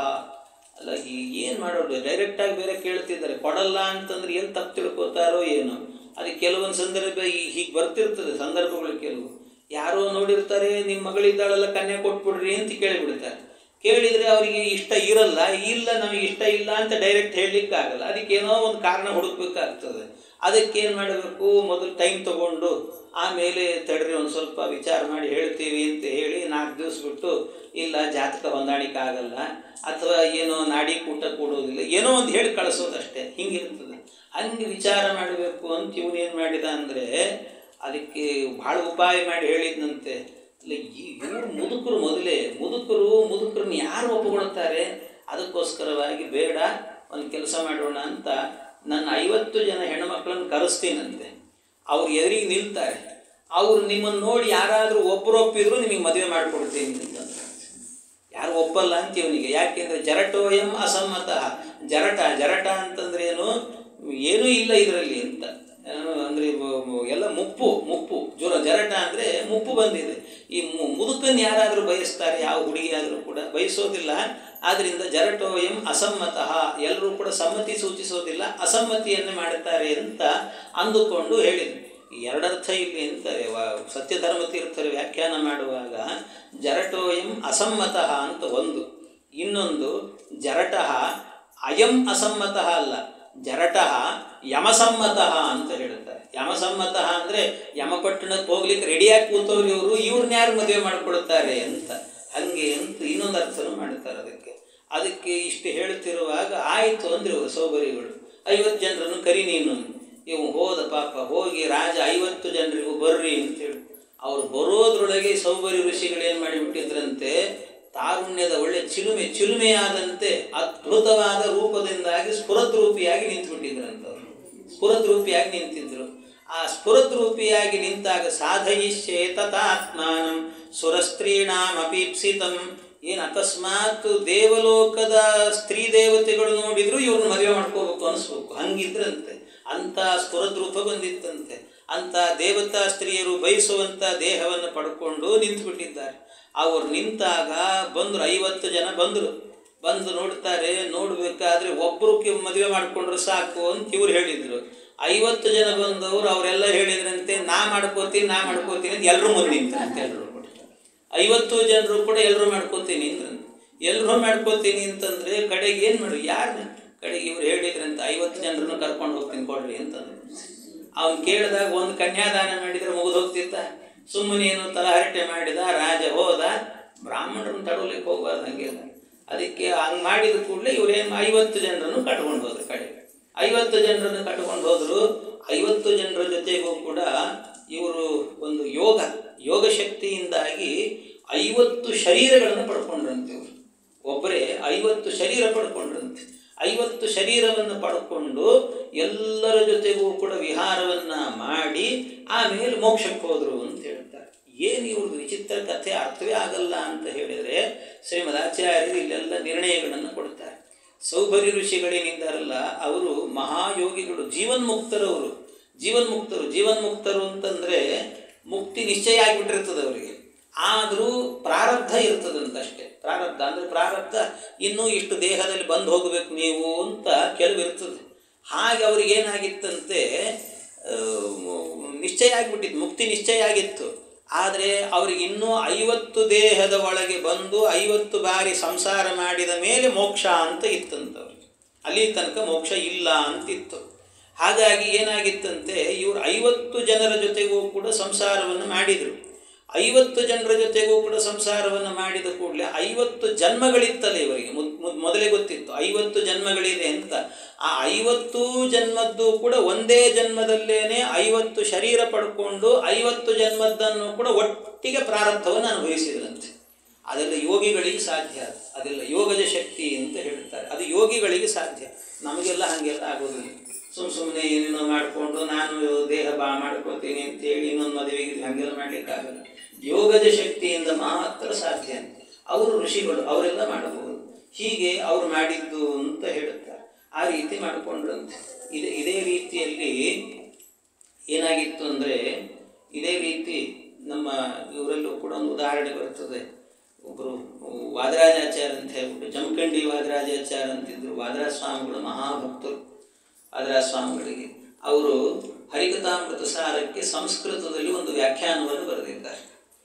ವ್ಯಾಸದಾಸ ಸಿದ್ಧಾಂತ ಕೌಮುದಿ ಅಂತನ್ನೋ ಹೆಸರಿನಲ್ಲಿ ಒಂದು ವ್ಯಾಖ್ಯಾನವನ್ನು ಬರೆದಿದ್ದಾರೆ. ಇಲ್ಲೇ ಬಳ್ಳಾರಿ ಅಂತ ಒಂದು ಊರಿದೆಯಲ್ಲ, ಅಲ್ಲಿ ಅವರ ವಿಶೇಷ ಸನ್ನಿಧಾನವೂ ಕೂಡ ಇದೆ ಅಲ್ಲಿ. ಆ ಜಮಖಂಡಿ ವಾದರಾಜಾಚಾರ್ಯ ಅನ್ನೋರು ಅವ್ರೇನು ಮಾಡ್ತಿದ್ರು ಅಂದರೆ, ಅವ್ರ ಕಾಲದಲ್ಲಿ ಬೆಳಿಗ್ಗೆ ಏನು ಮಾಡಿಬಿಡೋರಂತೆ, ಅವ್ರ ಪೂಜೆ ಗೀಜೆ ಪುನಸ್ಕಾರ ಎಲ್ಲ ಮಾಡಿ ಸಂಧ್ಯಾವಂದನೆ ಗಿಂಧ್ಯಾವಂದನೆ ಎಲ್ಲ ಮಾಡಿಬಿಡೋರು. ಮಾಡಿದ ಕೂಡಲೇ ಒಂದು ಸಂಚಾರಿ ಪ್ರಾಣದೇವರು ಅಂತ ಇಟ್ಕೊಂಡಿದ್ರು. ಅವ್ರ ಪಕ್ಕದಲ್ಲೇ ಇಟ್ಕೊಳ್ತಿದ್ರು. ಯಾವಾಗಲೂ ಕೂಡ ಎತ್ಕೊಂಡೇ ಹೋಗೋರು, ಎಲ್ಲಿಗೆ ಹೋದರೂ ಕೂಡ ಸಂಚಾರಿ ಪ್ರಾಣದೇವರನ್ನು. ಹಾಗಿದ್ದಂಥ ಅವರು ಜಮಖಂಡಿ ವಾದರಾಜಾಚಾರ್ಯರು ಅವ್ರೇನು ಮಾಡಿದ್ರಂತೆ, ಪ್ರತಿನಿತ್ಯವೂ ಕೂಡ ಬೆಳಿಗ್ಗೆ ಒಂದು ಸಂಧ್ಯಾವಂದನೆ ಮುಗಿಸ್ತಿದ್ರಂತೆ. ಸಂಧ್ಯಾವಂದನೆ ಮುಗಿಸ್ಬಿಟ್ಟು ಕೂಡಲೇ ಏನು ಮಾಡ್ತಿದ್ರಂತೆ, ಇನ್ನೊಂದು ಕೋಣೆಗೆ ಹೋಗ್ಬಿಟ್ಟು ಪಕ್ಕದಲ್ಲಿ ಕೂತ್ಕೊಂಡು ನಮಾಜ್ ಮಾಡ್ತಿದ್ರಂತೆ. ನಮಾಜ್ ಮಾಡೋರಂತೆ, ಮುಸಲ್ರು ಮಾಡಿದಾಗ ನಮಾಜ್ ಮಾಡೋರು. ಯಾಕೆ ಅಂತ ಕೇಳಿದರೆ ಅವರು ಹೇಳ್ತಿದ್ರಂತೆ, ಯಾಕೆ ಅಂದರೆ ಮುಂದಿನ ಜನ್ಮ ಎನ್ನುವಂಥದ್ದು ನನಗೆ ಆ ಜನ್ಮ ಇದೆ, ಅದನ್ನು ಈ ಜನ್ಮದಲ್ಲೇ ಕಳ್ಕೊಂಡ್ಬಿಡ್ತೀನಿ ನಾನು. ಇಲ್ಲಾಂದ್ರೆ ಅಲ್ಲಿ ಹುಟ್ಟಿದ್ರೆ ಮತ್ತೆ ಮದ್ಯ ಮಾಂಸ ಎಲ್ಲ ತಿನ್ಕೊಂಡು ಬದುಕಬೇಕು. ಅದು ಏನಿದೆಯೋ ಆ ಪ್ರಾರಬ್ಧ ಇಲ್ಲೇ ಕಳ್ಕೊಂಡ್ಬಿಡ್ತೀನಿ ನಾನು ಅಂತ ಅದನ್ನು ಒಂದು ಮಾಡಿ ಮುಗಿಸ್ತಿದ್ರಂತವ್ರು. ಹಾಗೆ ಆ ರೀತಿಯಲ್ಲಿ ಮಾಡೋರು ಅಂತ ಅವ್ರ ಕಥೆಯಲ್ಲಿ ಹೇಳ್ತಾರೆ. ಹಾಗೆ ಇವರಿಗೆ ಅಂದರೆ ಯೋಗಿಗಳಿಗೆ ಆ ಶಕ್ತಿ ಇರ್ತದಂತೆ. ಯೋಗಿಗಳಿಗೆಲ್ಲ ಹೀಗೀಗೆ ನಡೀತದೆ ಮುಂದೆ ಅಂತ ಗೊತ್ತಿರ್ತದೆ, ಅದಕ್ಕೋಸ್ಕರ ಹಾಗೆ ಮಾಡ್ತಾರೆ. ಈ ರೀತಿ ಸೌಭರಿ ಋಷಿಗಳು ಕೂಡ ಮಾಡಿದ್ರು ಅಂತ ಅವ್ರ ಕಥೆ ಎನ್ನುವಂಥದ್ದು ಬಂದಿದೆ. ಅವರಾದ ನಂತರ ಮುಂದೆ ಅದೇ ವಂಶದಲ್ಲಿ ಆಗಬೇಕಾದ್ರೆ ಅನೇಕ ಜನರು ಬರ್ತಾರೆ. ಅದರಲ್ಲಿ ಬಂದಂಥವರು ಅಂತಂದರೆ ಮುಂದೆ ಯುವನಾಶ್ವನ ಇವನು ಬಂದ, ಮಾಂಧಾತೃ ಬಂದ. ಮಾಂಧಾತೃ ಗೋತ್ರ ಪ್ರವರ್ತಕನಾಗಿ ಮುಂದೆ ತ್ರಸದಸ್ಯು ಅಂದರೆ ಇವನೇ, ಅವನ ಮಗ ಅನರಣ್ಯ ಅಂತ ಬರ್ತಾನೆ. ಆ ಅನರಣ್ಯನ ಮಗ ಹರಿಯಶ್ವನ ಮಗ ಅರುಣನ ಮಗ ತ್ರಿಬಂಧುರನ ಮಗ ಸತ್ಯವ್ರತ ಅಂತ ಅವನ ಹೆಸರು. ಸತ್ಯವ್ರತ ಅಂತ ಅವನದು ಒಂದು ವಿಚಿತ್ರವಾದ ಕಥೆ. ಅವನು ಸತ್ಯವ್ರತ. ಆ ಸತ್ಯವ್ರತ ಏನಿದ್ದಾನೆ, ಸತ್ಯವ್ರತ ರಾಜ. ಮತ್ತೆ ಇನ್ನೊಬ್ಬ ವೈವಸ್ವತ ಮನು, ಈ ಮನ್ವಂತರದ ಅಧಿಪತಿ, ಹಿಂದೆ ಸತ್ಯವ್ರತ ಆಗಿದ್ದ, ಅವನು ಬೇರೆ. ಮತ್ತೆ ಇವನು ಸೂರ್ಯವಂಶದಲ್ಲಿ ಬಂದಂಥ ಸತ್ಯವ್ರತ ಅಂತ ರಾಜ. ಈಗ ನಾನು ಈ 2-3 ದಿವಸದಲ್ಲಿ ಹೇಳಿದ್ದನ್ನೇ ರಾಜರ ಕತೆ ಹೇಳ್ತಿದ್ದೀನಿ. ಯಾವ ರಾಜರು ಎಲ್ಲಿದ್ದಾರೆ ಅವ್ರ ಕತೆ ಕೇಳುವಾಗ ಅಷ್ಟೇ, ಆಮೇಲೆ ನೆನಪಿರುವುದಿಲ್ಲ. ಇನ್ನು ಅರ್ಥ ಮಾಡಿಕೊಳ್ರಿ ನಾವು. ಅವ್ರು ಹೇಳ್ತಾರೆ, ಅದಕ್ಕೆ ಹೇಳಿದ್ದು ಅಂದರೆ ವಕ್ತುಂ ವರ್ಷಶತೈರಪಿ ಅಂತ ಹೇಳ್ತಾರೆ. ಇವ್ರ ಕಥೆಗಳನ್ನು ಹೇಳಿದರೆ 100 ವರ್ಷ ಆಯುಷ್ಯ ಹಾಕ್ಕೊಂಡು ಹೇಳಿ ಮುಗಿಸ್ಲಿಕ್ಕೆ ಸಾಧ್ಯ ಇಲ್ಲ ಅಂತ ಶುಕಾಚಾರ್ಯ ಹೇಳ್ತಾರೆ. ಅದರಿಂದ ಮುಂದೆ ಒಬ್ಬ ಸತ್ಯವ್ರತ ಅಂತ ಒಬ್ಬ ರಾಜ. ಆ ಸತ್ಯವ್ರತ ಅನ್ನುವಂಥ ರಾಜ ಏನಿದ್ದಾನೆ, ಅವನಿಗೆ ಇನ್ನೊಂದು ಹೆಸರು ತ್ರಿಶಂಕು ಅಂತ ಹೆಸರು ಅವನಿಗೆ, ತ್ರಿಶಂಕು ಅಂತ. ಯಾಕೆ ಅಂದರೆ ಅವನೇನು ಮಾಡಿದ್ದಂತೆ, ಅವನು ಊರಲ್ಲಿದ್ದಾಗ ತ್ರಿಬಂಧುರನ ಮಗ ಅವನು ಸತ್ಯವ್ರತ. ಅವನು ತ್ರಿಬಂಧುರ ಇದ್ದಾಗ ಒಮ್ಮೆ ಒಂದು ಬ್ರಾಹ್ಮಣ ಕನ್ಯೆಗೆ ವಿವಾಹ ನಡೆದಿತ್ತಂತೆ. ಬ್ರಾಹ್ಮಣ ಕನ್ಯೆಗೆ ವಿವಾಹ ನಡೆದಾಗ ಆ ವಿವಾಹದ ಕಾಲದಲ್ಲಿ ಏನಾಯಿತಂತೆ, ಆ ಏನು ಬ್ರಾಹ್ಮಣ ಕನ್ಯೆ ಇದ್ಲು, ಆ ಕನ್ಯೆಯನ್ನು ಕಲ್ಯಾಣ ಮಂಟಪಕ್ಕೆ ಹೋಗಿ ಅಪಹರಣ ಮಾಡ್ಕೊಂಡು ಬಂದ್ಬಿಟ್ನಂತೆ. ಅವನು ಅಪಹರಣ ಮಾಡ್ಕೊಂಡು ಬಂದ. ಅದಕ್ಕೆ ರಾಜನಿಗೆ ಸಿಟ್ಟು ಬಂದು ನೀನು ಬ್ರಾಹ್ಮಣ ಕನ್ಯೆ ಅಪಹರಣ ಮಾಡಿದ್ದಿ, ನೀನು ಇಲ್ಲಿ ಇರಬೇಡ, ನೀನು ಹೋಗು ಅಂತ ಹೇಳಿಬಿಟ್ಟು ಬೈದು ಕಳಿಸಿದ್ರಂತೆ. ಅದಕ್ಕೆ ಸಪೋರ್ಟ್ ಮಾಡಿದ್ರಂತೆ. ಅವನು ಬೈದದ್ದಕ್ಕೆ ವಸಿಷ್ಠ ಮಹರ್ಷಿಗಳಿದ್ರಲ್ಲ, ಆ ವಸಿಷ್ಠರು ಏನು ಮಾಡಿದ್ರಂತೆ, ಒಳ್ಳೆ ಕೆಲಸ ಮಾಡ್ತಿದ್ದಿ, ಹೊರಗಾಕ ಅವನು ಊರಿಂದ ಅಂತ ಅವ್ರು ಹೇಳಿದ್ರಂತೆ ವಸಿಷ್ಠರು. ಅದಕ್ಕೆ ಇವನಿಗೇನಾಯಿತು ಸತ್ಯವ್ರತನಿಗೆ ಅಂದರೆ, ಏನೋ ಅಪಹರಣ ಮಾಡಿದ್ದ, ನಮ್ಮಪ್ಪ 1-2 ಮಾತು ಬೈದು ಮತ್ತೆ ಸುಮ್ಮನೆ ಕರ್ಕೊಳ್ತಿದ್ನೋ ಇವನು, ವಸಿಷ್ಠರು ಸ್ವಲ್ಪ ಪ್ರೇರಣೆ ಮಾಡಿದ್ರಿಂದ ನಾನು ಊರಿಂದಲೇ ಹೊರಗೆ ಹಾಕಿದ್ನಲ್ಲ ಅಂತ ಸಿಟ್ಟು ಬಂತು. ಸಿಟ್ಟಿನಿಂದ ಏನು ಮಾಡಿದ್ನಂತೆ, ಒಂದು ವಸಿಷ್ಠರ ಬಳಿಯಲ್ಲಿ ಒಂದು ಹಸು ಇತ್ತು, ಆ ಹಸುವನ್ನೇ ಕೊಂದುಕೊಂಡಂತೆ. ಹಸುವನ್ನು ಗೋಹತ್ಯೆ ಮಾಡಿದ. ಹೀಗೆ ಗೋಹತ್ಯೆಯನ್ನು ಮಾಡಿದ. ಇದರಿಂದಾಗಿ ಏನಾಯಿತು ಅಂದರೆ ಇವನು ಊರಿಂದ ಹೊರ ಹೋದ ಕೂಡಲೇ ಈ ಜೊತೆಗೆ ಅವನು ಈ ಥರ ಕೆಲಸ ಮಾಡಿದ್ರಿಂದ ಇಡೀ ದೇಶಕ್ಕೆ ಕ್ಷಾಮ ಬಂತಂತೆ. ಇಡೀ ದೇಶಕ್ಕೆ ಕ್ಷಾಮ, ಎಲ್ಲೂ ಕೂಡ ತಿನ್ನಲಿಕ್ಕೆ ಊಟ ಇಲ್ಲ, ಅನ್ನ ಇಲ್ಲ, ಆಹಾರ ಇಲ್ಲ, ಏನಿಲ್ಲ. ಈ ರೀತಿಯಲ್ಲಿ ತಿನ್ನಲಿಕ್ಕೆ ಕ್ಷಾಮ ಬಂದು ಹೋಯಿತು. ಇಂತಹ ಪ್ರಸಂಗ ಬಂದಾಗ ಆಗ ಇವನು ಕಾಡಲ್ಲೆಲ್ಲೋ ಬದುಕ್ತಿದ್ದಾನೆ. ಬದುಕ್ತಿರಬೇಕಾದ್ರೆ ಆ ಸಂದರ್ಭದಲ್ಲಿ ಏನಾಯಿತು ಅಂದರೆ, ಕಾಡಿನಲ್ಲಿ ಅದೇ ಕಾಲದಲ್ಲಿ ವಿಶ್ವಾಮಿತ್ರರ ಹೆಂಡತಿ ಓಡಾಡ್ತಾ ಇದ್ದಂತೆ. ವಿಶ್ವಾಮಿತ್ರರ ಹೆಂಡತಿ. ವಿಶ್ವಾಮಿತ್ರರು ಅಂದರೆ ಯಾರು ಗೊತ್ತಾ? ವಿಶ್ವಾಮಿತ್ರರು ಅಂತ ಹೇಳಿದರೆ, ವಿಶ್ವಾಮಿತ್ರರು ಅವರು ವಿಶ್ವರಥ ಅಂತ ಒಬ್ಬ ರಾಜ, ವಿಶ್ವರಥ ಅಂತ. ಆ ವಿಶ್ವರಥ ಅನ್ನುವಂಥ ಏನು ರಾಜ ಇದ್ದಾನಲ್ವ, ಆ ವಿಶ್ವರಥ ರಾಜ ಅವನೇನು ಮಾಡಿದ್ದಂತೆ, ವಿಶ್ವರಥ ರಾಜ ಒಮ್ಮೆ ಕಾಡಿಗೆ ಹೋಗಿದ್ದಂತೆ. ಕಾಡಿಗೆ ಹೋದಾಗ ಕಾಡಿನಲ್ಲಿ ಏನಾಗಿತ್ತು, ಎಲ್ಲ ಕಡೆ ಓಡಾಡಿಕೊಂಡು ರಾತ್ರಿ ಆಯಿತು. ರಾತ್ರಿ ಎಲ್ಲಾದರೂ ಹೋಗಬೇಕು ಅಂತ ನೋಡಿದಾಗ ಒಂದು ಕಡೆ ದೀಪ ಕಾಣಿಸ್ತು, ಅಲ್ಲೊಂದು ಕುಟೀರ ಇತ್ತು. ಯಾವುದು ಅಂತ ಹೋಗಿ ನೋಡಿದ್ರಂತೆ, ಕಾಡಲ್ಲಿ ವಸಿಷ್ಠರ ಆಶ್ರಮ. ವಸಿಷ್ಠರ ಆಶ್ರಮ ನೋಡಿದ ಕೂಡಲೇ ಆಶ್ಚರ್ಯ ಆಯಿತು ಅವನಿಗೆ, ಖುಷಿ ಆಯಿತು, ಇಲ್ಲಿ ಇರ್ಬೋದು ಬಿಡು ಅಂತ ಅಂದ್ಕೊಂಡ. ಹೋದ, ಏನು ಸಾವಿರಾರು ಜನ ಬಂದಿದ್ದಾರೆ ಸೈನ್ಯ ಕಟ್ಟಿಕೊಂಡು. ವಸಿಷ್ಠರ ಹತ್ರ ಹೋಗಿ ಸಣ್ಣ ಕುಟೀರ, ಅಲ್ಲಿ ಹೋಗಿ ಕೇಳಿದ್ರಂತೆ, ಇವತ್ತು ರಾತ್ರಿ ಇಲ್ಲೇ ಇರ್ತೀವಿ ನಾವು, ಅವಕಾಶ ಧಾರಾಳವಾಗಿರ್ರಿ ಅಂದರು ಅವರು. ಇವ್ರು ಹೇಳಿದರು, ಇಲ್ಲ ಇಷ್ಟು 1000 ಮಂದಿ ಇದ್ದೀವಿ, ನಮಗೆ ಊಟದ ವ್ಯವಸ್ಥೆ ಆಗಬೇಕು ಅಂದರು. ಏನು ಬೇಕು ಊಟ ಅಂತ ಕೇಳಿದ್ರು. ಏನು ಬೇಕು ಅಂದರೆ ಎಲ್ಲರೂ ಒಂದು ಸೇರಿ, ಗುಂಪು ಸೇರಿ ಒಂದು ಬಿಸಿಬೇಳೆ ಬಾತು ಪಲಾವು ಏನೋ ಹೇಳಬೇಕೋ ಇಲ್ಲ. ಅದು ಬಿಟ್ಟರು ಒಬ್ಬೊಬ್ಬರು ಒಂದೊಂದು ಹೇಳಿದ್ರಂತೆ, ನನಗಿದು ಬೇಕು, ನನಗದು ಬೇಕು ಅಂತ. ಇವ್ರು ಎಂಥ ಮಹಾತ್ಮರು ವಸಿಷ್ಠರು, ಆಯ್ತಾಯ್ತು ಒಂದು 5 ನಿಮಿಷದಲ್ಲಿ ರೆಡಿ ಮಾಡ್ತೀವಿ ಅಂದರು. ಯಾರ್ಯಾರು ಏನೇನು ಕೇಳಿದ್ರು ಎಲ್ಲ ತಂದಿಟ್ಬಿಟ್ರು ಅದು ಮುಂದಕ್ಕೆ, ಎಲ್ಲರೂ ತಿನ್ರಿ ಅಂದರು. ಇವನಿಗೆ ಆಶ್ಚರ್ಯ ಆಯಿತು, ವಿಶ್ವರಥ ರಾಜನಿಗೆ. ನಮ್ಮ ಅರಮನೆಯಲ್ಲೂ ಇಷ್ಟು ವ್ಯವಸ್ಥೆ ಮಾಡಲಿಕ್ಕಾಗಲ್ಲ ನಮಗೆ, ಎಷ್ಟು ಜನ ಕೆಲಸಗಾರರಿದ್ದರು, ಏನೂ ಇಲ್ಲ ನಿಮ್ಮಲ್ಲಿ, ಆದರೂ ಇಷ್ಟು ವ್ಯವಸ್ಥೆ ಮಾಡಿದ್ರಲ್ಲ ಹೇಗೆ ಅಂತ ಕೇಳಿದ್ರಂತೆ. ಕೇಳಿದ ಕೂಡಲೇ ಅವರು ಹೇಳಿದ್ರಂತೆ, ಏನಿಲ್ಲ, ನಮ್ಮ ಹತ್ರ ಒಂದು ಹಸು ಇದೆ, ನಂದಿನಿ ಅಂತ ಹಸು ಅಂದ್ರಂತೆ. ನಂದಿನಿ ಅಂತ ಒಂದು ಹಸು ಇದೆ, ಆ ಹಸು ಹತ್ರ ಹೋಗಿ ನಿಂತುಕೊಂಡು ಏನಾದರೂ ಬೇಕು ಅಂತ ಕೇಳಿದ್ದನ್ನೆಲ್ಲ ಕೊಡ್ತದದು ಒಂದು, ಕೇಳಿದ್ದನ್ನೆಲ್ಲ ಕೊಡೋದು. ವಿಶೇಷ ಅಂದರೆ ಏನು ಗೊತ್ತಾ, ನಂದಿನಿ ಹಸು ಇದೆಯಲ್ಲ, ಆ ಹಸುವಿನ ಹಾಲು ಕುಡಿದ್ರೆ 1000 ವರ್ಷದ ತನಕಲ್ಲೂ ಕೂಡ ಮುಪ್ಪು ಬರುವುದಿಲ್ಲ ಅಂತ. 1000 ವರ್ಷದ ತನಕ ಮುಪ್ಪು ಬರಲ್ಲ, ವಯಸ್ಸಾಗೋದಿಲ್ಲಂತೆ. 30 ವರ್ಷ ವಯಸ್ಸಾಗ್ತದೆ, ಮುಪ್ಪು ಬರೋದಿಲ್ಲ, ತಾರುಣ್ಯ ಹೋಗೋದಿಲ್ಲಂತೆ. ಅಂಥದ್ದು ಆ ಹಾಲು ಅಷ್ಟು ವಿಚಿತ್ರವಾದ ಹಾಲನ್ನು ಕೊಡ್ತದಂಥದ್ದು, ಅಷ್ಟು ದಿವ್ಯವಾಗಿರುವಂಥ ಹಸು ಇದು ಅಂತ ಹೇಳಿದರು. ನಂದಿನಿ ಅಂತ ಹೆಸರಂತೆ. ಈಗಲೂ ಮತ್ತು ನಂದಿನಿ ಪಾಕೆಟ್ ಬರ್ತದೆ ಅಷ್ಟೇ, ಅದು ಕುಡಿದ್ರೆ ಮುಪ್ಪೇ ಬರ್ತದೆ, ಮುಪ್ಪೇನು ಬರೋದಿಲ್ಲ ಅಂತಿಲ್ಲ ಹಸು ಅಂಥದ್ದು. ಹಾಗೆ ಅಂಥ ಒಂದು ಹಸು, ವಿಚಿತ್ರವಾದ ಹಸು. ಆ ಹಸು ಅದನ್ನು ನೋಡಿದ ಕೂಡಲೇ ರಾಜ ಹೇಳಿದ, ಇಂಥ ಹಸು ನಿನ್ನ ಹತ್ರ ಇದ್ರೆ ಹಾಗೆ ನಮ್ಮ ಅರಮನೆಯಲ್ಲಿ ಇರಬೇಕಿದ್ದು, ನಾನು ಕರ್ಕೊಂಡು ಹೋಗ್ತೀನಿ. ಹಾಗೆಲ್ಲ ಆಗಲ್ಲ, ಇದು ನಮ್ಮ ಆಶ್ರಮಕ್ಕೆ ಸೇರಿದ್ದು ಅಂತ ವಸಿಷ್ಠರು ಹೇಳಿದರೆ ಸಿಟ್ಟು ಬಂತು ವಿಶ್ವರಥನಿಗೆ. ಯುದ್ಧ ಮಾಡಿ ಆದರೂ ತೊಗೊಂಡು ಹೋಗ್ತೇನೆ ಅಂದರು. ಯುದ್ಧ ಮಾಡ್ತೇನೆ ಅಂತ ಅಂದ್ಕೊಂಡು ವಿಶ್ವರಥ ರಾಜ ಏನು ಮಾಡಿದ, ಯುದ್ಧ ಅಂತ ಶುರು ಮಾಡಿದ್ದಂತೆ. ಯುದ್ಧ ಅಂತ ಶುರು ಮಾಡಿದ ಕೂಡಲೇ ಆಗ ವಸಿಷ್ಠರು ಏನು ಮಾಡಿದರು, ತಮ್ಮ ಕೈಯಲ್ಲಿ ಒಂದು ದಂಡ ಹಿಡ್ಕೊಂಡಿದ್ರು. ಆ ದಂಡವನ್ನು ಮುಂದಿಟ್ರಂತೆ. ದಂಡವನ್ನು ಮುಂದಿಟ್ಟು ಕೂಡಲೇ ಆ ದಂಡಕ್ಕೇನೆ ಇವರು ಯುದ್ಧ ಮಾಡಿದರು, ಬಾಣ ಬಿಟ್ಟರು. ಏನೇನು ಬಾಣಗಳನ್ನು ಬಿಟ್ಟರು, ಆ ಕಡೆ ಬಿಟ್ಟರು ಬಾಣ, ಅದು ಬಂದು ದಂಡದ ಹತ್ರ ಬೀಳ್ತಿತ್ತು, ದಂಡ ನುಂಗಿ ಹಾಕ್ತಿತ್ತಂತ. ಅದನ್ನು ಎಲ್ಲೆಲ್ಲಿ ಬಿಟ್ಟರು ಕೂಡ ಬಾಣಗಳನ್ನು ಎಳೆದು ನುಂಗ್ತಿತ್ತಂತ ಅದು ದಂಡ ಎನ್ನುವುದು. ಅದನ್ನು ನೋಡಿ ವಿಶ್ವರಥ ರಾಜನಿಗೆ ಆಶ್ಚರ್ಯ ಆಯಿತು.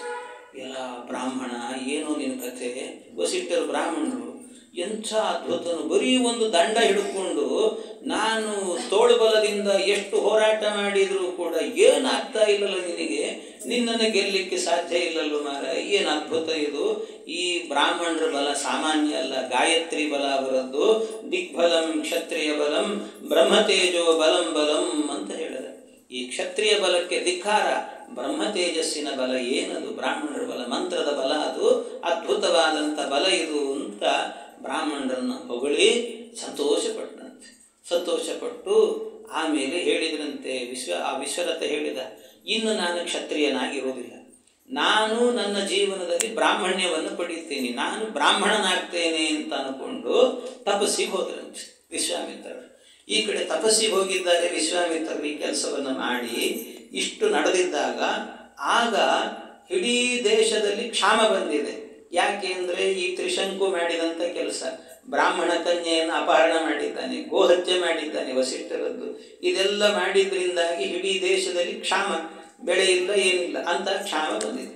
ಈ ಕಡೆ ವಿಶ್ವಾಮಿತ್ರರು ಸರಿಯಾಗಿ ತಪಸ್ಸಿಗೆ ಹೋಗಿದ್ದಾರೆ, ನಾನು ಬ್ರಾಹ್ಮಣತ್ವವನ್ನು ಪಡಿತೇನೆ ಅಂತ ಅವ್ರು ಹೋಗಿದ್ದಾರೆ.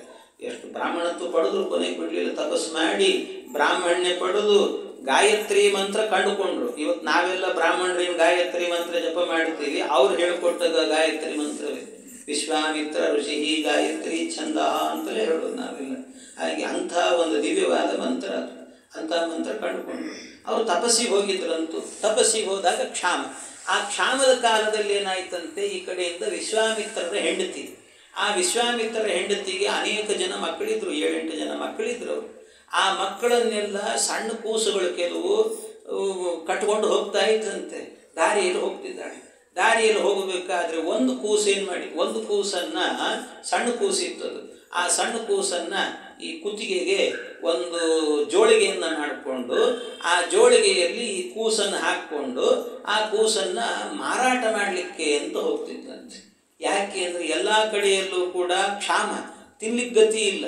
ಅದಕ್ಕೇನು ಮಾಡೋದು, ಅದಕ್ಕೆ ಎಲ್ಲರೂ ಮಾರಾಟ ಮಾಡ್ತಾರಲ್ಲ, ಮನೆ ಮೇಲೆ ಬರ್ತಿರ್ತಾರೆ. ಹಿಂದಿನ ಕಾಲದಲ್ಲೆಲ್ಲ ಈ ಹಾಲು ಮೊಸರು ಎಲ್ಲ ಮಾರಾಟಕ್ಕೆ ಬರ್ತಿದ್ರು. ಹಾಲು ಬೇಕಾ ಮಜ್ಜಿಗೆ ಬೇಕಾ ಅಂತ ಕೇಳ್ತಿದ್ರಲ್ಲ, ಹಾಗೆ ಇವತ್ತೆಲ್ಲ ತರಕಾರಿಗಳು ಬರ್ತಿರ್ತಾರೆ. ಕೆಲವೊಮ್ಮೆ ತರಕಾರಿ ಬೇಕಾ ಹಾಗೆ ಇವರು ಕೂಸು ಬೇಕೇ ಕೂಸು ಅಂತ ಕೇಳ್ಕೊಂಡು ಹೋಗ್ತಿದ್ದಂತ.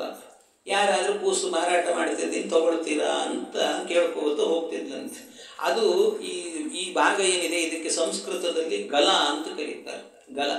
ಗಲ ಈ ಗಲದಲ್ಲಿ ಆ ಜೋಳಿಗೆ ಹಾಕಿ ಬೆಳೆಸಿದ್ದ ಆ ಕೂಸನ್ನಾದ್ರಿಂದ ಆ ಕೂಸಿಗೆ ಗಾಲವ ಅಂತ ಹೆಸರು ಬರ್ತದೆ. ಮುಂದೆ ಗಾಲವ ಋಷಿಗಳು ಅಂತ ಹೇಳ್ತಾರೆ.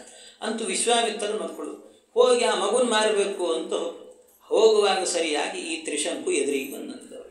ತ್ರಿಶಂಕು ಬಂದ. ಈ ತ್ರಿಶಂಕು ಬಂದು ಕೂಡಲೇ ಅವನು ಕೇಳಿದ, ಏನು ಮಾಡ್ತಾ ಇದ್ದೆ ನೀನು? ಮಗುವನ್ನು ಮಾರಾಟ ಮಾಡ್ತಿದ್ದೀನಿ ಅಂತ. ಯಾರಾದರೂ ಹಂಗೆ ಮಗು ಯಾಕೆ ಮಾರಾಟ ಮಾಡ್ತಿ ಅಂದರೆ, ತಿನ್ಲಿಕ್ಕೆ ಗತಿ ಇಲ್ಲ, ಮಕ್ಕಳೆಲ್ಲ ಇದ್ದಾವೆ, ಮಕ್ಕಳಿಗೆ ಏನಾದ್ರು ಕೊಡಬೇಕಲ್ಲ ತಿನ್ನಲಿಕ್ಕೆ, ಅದಕ್ಕೆ ಮಾರಾಟ ಮಾಡ್ತಿದ್ದೀನಿ. ಎಲ್ಲಾದರೂ ಉಂಟ, ಮಕ್ಕಳು ತಿನ್ಲಿಕ್ಕೆ ಬೇಕು ಅಂತ ಹೇಳಿ ಮಗುವನ್ನೇ ಮಾರಿಬಿಡ್ತಾರೆ ಯಾರಾದರೂ ಕೂಡ. ಮಕ್ಕಳಿಗೆ ತಿನ್ಲಿಕ್ಕೆ ಬೇಕಾಗಿರೋದು, ಆದರೆ ಮಗುವನ್ನೇ ಮಾಡಿಬಿಡೋದಂತೆ. ಯಾರೋ ಒಂದು ಏನಂತಾರೆ, ಒಂದು ದೇವಸ್ಥಾನ ಇತ್ತಂತೆ. ದೇವಸ್ಥಾನ, ಆ ದೇವಸ್ಥಾನದಲ್ಲಿ ಒಂದು ಕಮಿಟಿ ಮಾಡಿಕೊಂಡಿದ್ರು. ಕಮಿಟಿ ಅವರೆಲ್ಲ ಅಂದ್ಕೊಂಡ್ರಂತೆ, ದೇವಸ್ಥಾನ ಈ ಸರ್ತಿ ನಾವು ಉತ್ಸವ ಮಾಡಬೇಕು, ವೈಭವದಿಂದ ಉತ್ಸವ ಮಾಡಬೇಕು, ಉತ್ಸವ ಮೂರ್ತಿಯನ್ನೆಲ್ಲ ತೆಗೀರಿ ಮಾಡಿರಿ, ಚೆನ್ನಾಗಿ ಮಾಡೋಣ ಅಂತಂದ್ರಂತೆ. ಅದಕ್ಕೆ ಸರಿ ಆಯಿತು ಅಂತ. ಉತ್ಸವ ಎಷ್ಟು ಖರ್ಚು ಬರ್ತದೆ? ಇಲ್ಲ, ಸ್ವಲ್ಪ ಖರ್ಚು ಜಾಸ್ತಿ ಬರ್ತದೆ, ನಾವು ಐಡಿಯಾ ಮಾಡಿದ ಪ್ರಕಾರ ಹಾಗೆ ಹಿಂಗೆ ಅಂತೆಲ್ಲ. ಹೌದಾ, ಹಾಗಾದ್ರೆ ಮತ್ತೆ ದುಡ್ಡಿದೆಯಾ ಅಂತ ಕೇಳಿದ್ರೆ ಅಕೌಂಟ್ ನೋಡ್ತಾರೆ, ಒಂದು ಪೈಸೆ ಇಲ್ಲ ದುಡ್ಡು, ಅಕೌಂಟಲ್ಲಿ ದುಡ್ಡೇ ಇಲ್ಲ. ಕಡೆಗೇನು ಮಾಡೋದು ಅಂತ ಹೇಳಿದರೆ ಅದಕ್ಕೆ ಅವ್ರು ಹೇಳಿದ ಯಾರೋ ಒಬ್ರು ಹೇಳಿದ್ರಂತೆ, ಒಂದು ಕೆಲಸ ಮಾಡೋಣಂತೆ, ಉತ್ಸವ ಮೂರ್ತಿನ ಮಾರಿಬಿಡೋಣಂತೆ, ಉತ್ಸವ ಮಾಡೋಣ ಅಂದ್ರೆ. ಎಲ್ಲಿ ಆದರೂ ಇರ್ತದೆ, ಉತ್ಸವ ಮೂರ್ತಿಯನ್ನೇ ಮಾರಿಬಿಟ್ರೆ ಉತ್ಸವ ಯಾವುದಕ್ಕೆ ಮಾಡಬೇಕು ಆಮೇಲೆ ಹೇಳಿ. ಹಂಗಾಯ್ತು ಇದು ಅಂತ ಹೇಳ್ತಾರೆ. ಆಯಿತಾ, ಅದು ಏನಂತಾರಲ್ಲ, ಉತ್ಸವ ಮೂರ್ತಿಯನ್ನು ಮಾರಿಬಿಟ್ಟು ಉತ್ಸವ ಮಕಾರಿಷಿ ಇತ್ತಂತ, ಉತ್ಸವ ಮಾಡೋಣ ಅಂತ ಹೇಳಿದ್ರೆ ಎಷ್ಟು ದಡ್ಡತನ ಆಗ್ತದೆ. ಹಾಗೆ ನೀನು ಮಗುವನ್ನೇ ಮಾರಿ ಮಕ್ಕಳಿಗೆ ಊಟಕ್ಕೆ ಹಾಕ್ತೀನಿ ಅಂದರೆ ಹೇಗೆ ಅಂತ ಕೇಳಿದರೆ, ಇಲ್ಲ, ಒಂದು ಮಗುವನ್ನು ಮಾರ್ತೇನೆ, ಶೇಷಸ್ಯ ಭರಣಾರ್ಥಾಯ ಅಂತಂದು, ಉಳಿದ ಮಕ್ಕಳನ್ನು ಸಾಕ್ತೇನೆ ಅಂತಂದು. ಅಷ್ಟು ಹೇಳುವಾಗ ತ್ರಿಶಂಕುಗೆ ಅವಳ ಮೇಲೆ ಕಾರುಣ್ಯ ಹುಟ್ಟಿದಂತೆ. ಕಾರುಣ್ಯ ಹುಟ್ಟಿ ಹೇಳಿದ್ದಂತೆ, ನೀನೇನು ಯೋಚನೆ ಮಾಡಬೇಡ, ಈ ಮಕ್ಕಳೇನಿದ್ದಾವೆ ಇವುಗಳಿಗೆ ಊಟಕ್ಕೆ ಇನ್ನೊಂದಕ್ಕೆ ಮತ್ತೊಂದಕ್ಕೆ ವ್ಯವಸ್ಥೆ ನಾ ಮಾಡ್ತೀನಂತೆ, ಯಾರಿಗೂ ನೀನು ಹೀಗೆಲ್ಲ ಮಾರ್ಲಿಕ್ಕೆ ಹೋಗಬೇಡ, ವಿಶ್ವಾಮಿತ್ರರು ಬರೋ ತನಕಲೂ ಕೂಡ ನಿಮ್ಮ ಜವಾಬ್ದಾರಿ ನಂದು ಅಂತ ಹೇಳಿದ್ರಂತೆ. ಆಯಿತು ಅಂತ ಹೇಳಿ ಆವತ್ತಿನಿಂದಲೂ ಕೂಡ ಆ ಏನು ಮಕ್ಕಳಿದ್ರು ಮಕ್ಕಳಿಗೆ, ವಿಶ್ವಾಮಿತ್ರರ ಹೆಂಡತಿಗೆ, ಎಲ್ರಿಗೂ ಕೂಡ ಊಟದ ವ್ಯವಸ್ಥೆ ಎಲ್ಲ ತಾನೇ ಮಾಡಿ ಚೆನ್ನಾಗಿ ನೋಡಿಕೊಂಡ. ಎಲ್ಲ ಆದ ಮೇಲೆ, ಎಷ್ಟೋ ವರ್ಷ ಆದ ಮೇಲೆ ವಿಶ್ವಾಮಿತ್ರರು ತಪಸ್ಸನ್ನು ಮುಗಿಸಿ ಬಂದ್ರಂತವ್ರು. ವಿಶ್ವಾಮಿತ್ರರು ತಪಸ್ಸನ್ನು ಮುಗಿಸಿ ಬಂದರೆ ಆಗ ಕೇಳಿದರು, ಹೇಗೆ? ಇಲ್ಲ, ಈ ಕ್ಷಾಮ ಬಂದಿತ್ತು ಲೋಕದಲ್ಲಿ, ಅದು ಈ ತ್ರಿಶಂಕುನಿಂದಲೇ ಬಂದಿತ್ತು. ಮತ್ತೆ ಅವನಿಗೆ ತ್ರಿಶಂಕು ಅಂತ ಯಾಕೆ ಹೆಸರು ಅಂದರೆ, 3 ಶಂಕುಗಳು ಅಂದರೆ, ಒಂದು ಬ್ರಾಹ್ಮಣ ಕನ್ಯೆಯನ್ನು ಅಪಹರಣ ಮಾಡಿ ಒಂದು ಶಂಕು ಬಂದಿತ್ತು, ಅದರಿಂದ ತಂದೆಗೆ ಅಪಕೀರ್ತಿ ಬಂತು, ಅದರಿಂದಾಗಿ ಇದು 2ನೇ ಶಂಕು. ಇನ್ನೊಂದು ಶಂಕು ವಸಿಷ್ಠರ ಹಸುವನ್ನು ಕೊಂದದ್ರಿಂದಾಗಿ ಅದೊಂದು ಶಂಕು. ಹೀಗೆ 3 ಶಂಕುಗಳು ಬಂದಿದ್ವು, ಅದರಿಂದ ತ್ರಿಶಂಕು ಅಂತ ಹೆಸರು. ಹೀಗೆ ತ್ರಿಶಂಕು ಅಂತಾಗಿದ್ದ ಅವನಿಂದ ಕ್ಷಾಮ ಬಂದಿತ್ತು ಲೋಕಕ್ಕೆ. ಅದನ್ನೆಲ್ಲ ಹೇಳಿದರು. ಹೇಳಿ ಆದ ನಂತರ ಇವರೇ ನಮ್ಮನ್ನು ರಕ್ಷಣೆ ಮಾಡಿದರು ತ್ರಿಶಂಕುಗಳು ಅಂತ ವಿಶ್ವಾಮಿತ್ರರಿಗೆ ಹೇಳಿದರೆ, ವಿಶ್ವಾಮಿತ್ರರ ತಪಸ್ಸು ಏನಂತೀರಿ, ಅವರ ಪ್ರಭಾವ ಏನು ಕತೆ, ಅವರ ಶಕ್ತಿ ನೋಡಿ ಎಷ್ಟಿದೆ ಅಂತಂದರೆ ಅವ್ರು ಹೇಳಿದ್ರಂತೆ, ಏನು ಬೇಕು ನಿನಗೆ ಅಂತ ಕೇಳಿದ್ರು ತ್ರಿಶಂಕುವಿಗೆ. ನಾನಿಲ್ಲದೆ ಇದ್ದಾಗ ನನ್ನ ಹೆಂಡತಿ ಮಕ್ಕಳು ಎಲ್ಲರನ್ನ ರಕ್ಷಣೆ ಮಾಡಿದ್ದೀರಿ, ಏನು ವರ ಬೇಕು ನಿಮಗೆ ಕೇಳ್ರಿ ಅಂದರು. ಏನು ವರ ಬೇಕು ಅಂದರೆ ಅದಕ್ಕೆ ಅವ್ರು ಹೇಳಿದಂಥ ಒಂದು ತ್ರಿಶಂಕು, ಇದೇ ದೇಹದಿಂದ ನಾನು ಸ್ವರ್ಗಕ್ಕೆ ಹೋಗಬೇಕು ಅನ್ನಂತೆ. ಇದೇ ದೇಹದಿಂದ ಸ್ವರ್ಗಕ್ಕೆ ಹೋಗಬೇಕು, ಕಳಿಸ್ಕೊಡ್ರಿ ಅಂತ. ಆಯಿತು ಅಂತ ಅವರ ತಪಶಕ್ತಿಯಿಂದ ಮಂತ್ರ ಹೇಳಿ ಸ್ವರ್ಗಕ್ಕೆ ಕಳಿಸಿದ್ರಂತ ಕ್ಷಣದಲ್ಲಿ. ಕಳಿಸಿದರೆ ಆ ಲೋಕದಲ್ಲಿ ಸ್ವರ್ಗದಲ್ಲಿದ್ದಂಥ ದೇವತೆಗಳೆಲ್ಲ ಏನು ಮಾಡಿದ್ರಂತೆ, ಈ ತ್ರಿಶಂಕುವನ್ನು ಹೊರದೂಡಿದ್ರಂತೆ. ಯಾಕೆಂದರೆ ಈ ದೇಹದಿಂದ ಎಲ್ಲ ನಮ್ಮ ಒಳಗೆ ಪ್ರವೇಶ ಇಲ್ಲ ಅಂತ. ಕೆಲವು ಕಡೆ ದೇವಸ್ಥಾನಗಳಲ್ಲಿ ಬೋರ್ಡೆ ಹಾಕಿಬಿಟ್ಟಿರ್ತಾರೆ, ಒಳಗೆ ಬರೋರೆಲ್ಲ ಶರ್ಟ್ ತೆಗೆದೇ ಬರಬೇಕು ಅಂತ ಹಾಕಿಬಿಟ್ಟಿರ್ತಾರೆ. ಹಾಗೆ ಕೆಲವೆಲ್ಲ ಇರ್ತದೆ, ಏನಂತ ಡ್ರೆಸ್ ಕೋಡ್ ಅಂತ ಇರ್ತದೆ, ಹಾಗಿದ್ರೆ ಮಾತ್ರ ಹೋಗಬೇಕು. ಅದಕ್ಕೋಸ್ಕರವಾಗಿ ಈ ವ್ಯವಸ್ಥೆ ಅಂತ, ಅದಕ್ಕೋಸ್ಕರ ನೀವು ಬರೋ ಹಾಗಿಲ್ಲ ಅಂತ ಅಲ್ಲಿಂದ ತಳ್ಳಿಬಿಟ್ರಂತೆ. ತಳ್ಳಿದಾಗ ಮೇಲಿಂದ ಕೆಳಗೆ ಬೀಳ್ತಾ ಇದ್ದಂಥ ತ್ರಿಶಂಕು ಅವನು ಅಲ್ಲಿಂದಲೇ ಕೂಗಿದ್ನಂತೆ, ವಿಶ್ವಾಮಿತ್ರರೇ ನನ್ನನ್ನು ಕೆಳಗೆ ಹಾಕಿದ್ರು, ಸ್ವರ್ಗ ಸಿಗಲಿಲ್ಲ ನನಗೆ ಅಂತ. ಇಷ್ಟು ಹೇಳಿದ ಕೂಡಲೇ ವಿಶ್ವಾಮಿತ್ರರು ಹೇಳಿದ್ರಂತೆ, ನೋಡಿದ್ರು ಒಂದು ಸರ್ತಿ, ಅಂತರಾಲೇ ತಿಷ್ಟ ಅಂದರು. ಒಂದು ಸರ್ತಿ ಅಂತರಾಲೇ ತಿಷ್ಟ, ಅಲ್ಲೇ ಅಂತರಿಕ್ಷದಲ್ಲೇ ನಿಲ್ಲು ಅಂದ್ರು. ಒಮ್ಮೆ ನಿಂತೇ ಬಿಟ್ಟ ಅವನು. ಅವ್ರ ತಪಸ್ಸಿನ ಪ್ರಭಾವ, ಭಾರಿ ತಪಸ್ಸು ಮಾಡಿದ್ರು. ಆ ಅಲ್ಲೇ ನಿಲ್ಲಿಸಿದ್ರು. ನಿಲ್ಲಿಸಿದ ನಂತರ ಹೇಳಿದ್ರಂತ, ಹಠ, ದೇವತೆಗಳು ಸ್ವರ್ಗ ಕೊಡಲ್ಲ ಅಂದರೂ ಕೂಡ ನಿಮಗೆ ಸ್ವರ್ಗ ನಾನು ಕೊಡ್ತೀನಿ ಅಂತ ಮಾತು ಕೊಟ್ಟಿದ್ದೀನಿ, ಮಾಡೇ ಮಾಡ್ತೀನಿ ಅಂತ. ಕೆಲವೊಮ್ಮೆ ಅವರ ಹಠ ಹಾಗಿರ್ತದೆ. ವಿಶ್ವಾಮಿತ್ರ ಅವರ ಹಠದ ಹಿಂದೆ ಒಂದು ಬೇರೆನೇ ಅರ್ಥ ಇರ್ತದೆ, ಅದು ಬೇರೆ ವಿಷಯ. ಯಾಕೆಂದ್ರೆ ಹಠ ಮಾಡಿ ಕಡೆಗೆ ಅಲ್ಲೇ ಒಂದು ಸ್ವರ್ಗ ನಿರ್ಮಾಣ ಮಾಡಿದ್ರಂತೆ. ಅಲ್ಲೇ ಸ್ವರ್ಗ, ಮಧ್ಯದಲ್ಲೇ ಒಂದು ಸ್ವರ್ಗ ನಿರ್ಮಾಣ, ಅದಕ್ಕೆ ತ್ರಿಶಂಕು ಸ್ವರ್ಗ ಅಂತಲೇ ಹೆಸರದೆ.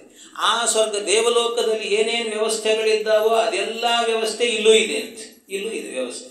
ಅಷ್ಟು ವ್ಯವಸ್ಥೆ ಮಾಡಿಕೊಟ್ರು. ಹಠ ಬಿಡ್ಲೇ ಇಲ್ಲ ವಿಶ್ವಾಮಿತ್ರರು. ಈ ಹಠ ಅಂತಂದ ಕೂಡಲೇನು ಭಾಳ ಮಂದಿ ಏನು ತಿಳ್ಕೊಂಡ್ಬಿಡ್ತಾರೆ, ವಿಶ್ವಾಮಿತ್ರರಿಗೆ ಹಠ, ಅದಕ್ಕೆ ಅದನ್ನಿಟ್ಟುಕೊಂಡು ಈ ಬ್ರಾಹ್ಮಣರಿಗೆ ಹಠ ಅಂತ ಬೈಲಿಕ್ಕೆ ಶುರು ಮಾಡಿಬಿಡ್ತಾರೆ. ವಿಶ್ವಾಮಿತ್ರರ ಹಠದ ಹಿಂದೆ ವಿಶೇಷವಾದ ಅಭಿಪ್ರಾಯಗಳಿರುತ್ತದೆ. ಇದೇ ರೀತಿ ಏನಾಯ್ತಂತೆ, ಈ ಯಾರು ರಾಮದೇವರನ್ನು ಕರ್ಕೊಂಡು ಹೋಗಲಿಕ್ಕೆ ಅಂತ ವಿಶ್ವಾಮಿತ್ರರು ಬರ್ತಾರೆ, ಕಾಡಿಗೆ ಕರ್ಕೊಂಡು ಹೋಗ್ತೇನೆ ಅಂತ. ಈ ದಶರಥ ಕೇಳ್ತಾನೆ, ಬೇಡ ಅಂತವನು. ಇಲ್ಲ, ನಾ ಯಜ್ಞ ಮಾಡ್ತಿದ್ದೀನಿ, ಆ ಯಜ್ಞಕ್ಕೆ ರಾಕ್ಷಸರು ಬರ್ತಿದ್ದಾರೆ, ಅವರನ್ನು ಸಂಹಾರ ಮಾಡಬೇಕು, ಯಜ್ಞ ರಕ್ಷಣೆ ಮಾಡಬೇಕು, ಅದಕ್ಕೆ ನಿನ್ನ ಮಗನ ಕಳಿಸು ಅಂತ ಇವನು ವಿಶ್ವಾಮಿತ್ರರು. ಅದಕ್ಕೆ ಕಡೆಗೇನು ಹೇಳಿದ್ನಂತೆ, ದಶರಥ ಏನು ಹೇಳಿದ್ನಂತೆ, ಅಲ್ಲ, ಯಜ್ಞ ರಕ್ಷಣೆ ಆಗಬೇಕು, ನಿಮಗೆ ಯಜ್ಞ ರಕ್ಷಣೆ ಆಗಬೇಕು ಅಂತಾದರೆ ರಾಮನೇ ಯಾಕೆ ಬರಬೇಕು, ನಾನು ಬರ್ತೀನಿ, ಕರ್ಕೊಂಡು ಹೋಗ್ರಿ ಅಂತ. ಯಾಕೆ ಅಂದರೆ ಊಟಕ್ಕೆ ಕೂತಿದ್ದಾರೆ ಒಬ್ಬ ವ್ಯಕ್ತಿ, ಇಬ್ಬರು ಮಡಿಲಿದ್ದಾರೆ ಬಡಿಸೋರು. ಪಾಯಸ ಅವನು ಬಡಿಸಿದ್ರೇನೆ ಇವನು ಬಡಿಸಿದ್ರೇನಂತೆ. ಯಾರು ಬಡಿಸಿದ್ರು ಪಾಯಸನೇ ಅಲ್ವಾ, ಅದಕ್ಕಿಲ್ಲ ರಾಮನೇ ಬಡಿಸ್ಬೇಕು ಅಂತೇನು. ಹಾಗೆ ಅವನೇ ಅಂತೇನು, ನನ್ನನ್ನು ಕರ್ಕೊಂಡು ಹೋಗ್ರಿ, ನಾನು ಬರ್ತೀನಿ ಅಂತ ಅವರು. ಇವರು ವಿಶ್ವಾಮಿತ್ರರು ಇಲ್ಲ, ರಾಮನೇ ಬೇಕು ಅಂತ ಇವ್ರ ಹಠ ಬಿಡ್ಲಿಲ್ಲ, ರಾಮನೇ ಕರ್ಕೊಂಡು ಹೋದ್ರು. ಇವ್ರ ಹಠ ಏನು ಗೊತ್ತಾ, ಸುಮ್ಮನೆ ನೆಪ ಮಾತ್ರ. ಆ ಯಜ್ಞ ರಕ್ಷಣೆ ಇನ್ನೊಂದು ಮತ್ತೊಂದು ನೆಪ ಮಾತ್ರ. ನಿಜವಾದ ಉದ್ದೇಶ ಏನಿತ್ತು ವಿಶ್ವಾಮಿತ್ರರಿಗೆ ಅಂದರೆ, ಆ ಯಜ್ಞ ಮುಗಿಸಿ ವಿದೇಹ ಪಟ್ಟಣಕ್ಕೆ ಕರ್ಕೊಂಡು ಹೋಗಿ ಅಲ್ಲಿ ಸೀತಾದೇವಿಯನ್ನು ಕಲ್ಯಾಣ ಮಾಡಿಸ್ಬೇಕು, ಸೀತಾದೇವಿನ ಕೊಟ್ಟು ಮದುವೆ ಮಾಡಿಸ್ಬೇಕು ಅಂತ ವಿಶ್ವಾಮಿತ್ರರ ಅಭಿಪ್ರಾಯ. ಇಲ್ಲಿ ನೋಡಿದರೆ ದಶರಥ ನಾ ಬರ್ತೀನಿ ಅಂತ ಕೂತಿದ್ದಾನೆ. ಏನು ಮಾಡಬೇಕು, ಹೀಗೆ 350 ಮದುವೆ ಮಾಡ್ಕೊಂಡು ಕೂತಿದ್ದಾನೆ, ಮತ್ತು ನಾ ಬರ್ತೀನಿ ಅಂತ ಬೇರೆ ಹೇಳ್ತಾನೆ. ಇವನಿಗೆ ಕೊಡ್ಲಿಕ್ಕಾಗ್ತದೆ ಸೀತಾದೇವಿನ. ಅದಕ್ಕೆ ನೀ ಬರಬೇಡೋ ಮಾರಾಯ, ರಾಮನ್ ಕಳಿಸು. ಅವ್ರ ಹಠದ ಹಿಂದೆ ಬೇರೆ ಬೇರೆ ಅಭಿಪ್ರಾಯಗಳಿರ್ತದೆ ವಿಶ್ವಾಮಿತ್ರ ಹಠ. ಸುಮ್ಮನೆ ಅದನ್ನಿಟ್ಟುಕೊಂಡು ಬ್ರಾಹ್ಮಣರೆಲ್ಲ ಹಠಮಾರಿಗಳು ಹಾಗೆ ಹೀಗೆ ಅಂತ ತಮಾಷೆ ಮಾಡಬಾರ್ದು. ಆ ರೀತಿ ಇದ್ದಾರಿಲ್ಲ ಅಂತಲ್ಲ, ಹಠಮಾರಿಗಳು ಅಂತ ಇದ್ದಾರಿಲ್ಲ ಅಂತಲ್ಲ, ಆದರೆ ಅದೇ ಇರ್ತದೆ ಅಂತ ಏನು ಉದ್ದೇಶ ಇರೋದಿಲ್ಲ. ಹಾಗೆ ಅಂತ ತಿಳ್ಕೋಬೇಕು. ಈ ರೀತಿ ಈ ತ್ರಿಶಂಕುವಿಗೆ ಒಂದು ಸ್ವರ್ಗವನ್ನೇ ನಿರ್ಮಾಣ ಮಾಡಿ ತ್ರಿಶಂಕು ಸ್ವರ್ಗ ಅಂತ ಮಾಡಿಕೊಟ್ರು ಅಂತ ಹೇಳ್ತಾರೆ. ಇದು ತ್ರಿಶಂಕು ಸ್ವರ್ಗ ಅಂತ ಅವನ ಒಂದು ವಿಶೇಷತೆ. ಆ ತ್ರಿಶಂಕು ಸ್ವರ್ಗದ ವಿವರಣೆ ಅಂತ ಹೇಳ್ತಾರೆ.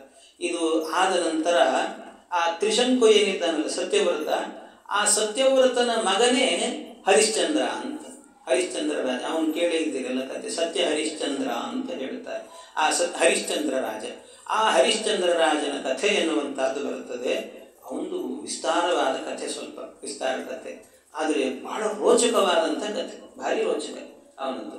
ಅವನು ಸತ್ಯ ಹರಿಶ್ಚಂದ್ರ ಅಂತ ಹೇಳ್ತಾರೆ. ಅವನು ಯಾಕೆ ಆ ಸತ್ಯ ಹರಿಶ್ಚಂದ್ರ ಅಂತ ಹೆಸರು, ಅವನಿಗೆ ಏನು, ಅದರ ಹಿನ್ನೆಲೆ, ಅವನು ಎಷ್ಟು ಕಷ್ಟಪಟ್ಟ, ಹೇಗೆ ಮಾಡಿದ ಅನ್ನೋದನ್ನೆಲ್ಲ ಬಹಳ ಸುಂದರವಾದಂಥ ವಿವರಣೆ ಕೊಡ್ತಾರೆ. ಅದನ್ನು ಮತ್ತೆ ನಾಳೆ ದಿವಸ ಸೇರಿದಾಗ ಅದರ ಚಿಂತನೆ ಮಾಡೋಣ ಅಂತ ಹೇಳ್ತಾ ಇಂದಿನ ಉಪನ್ಯಾಸ ಕೃಷ್ಣ ಅರ್ಪಣಮಸ್ತು.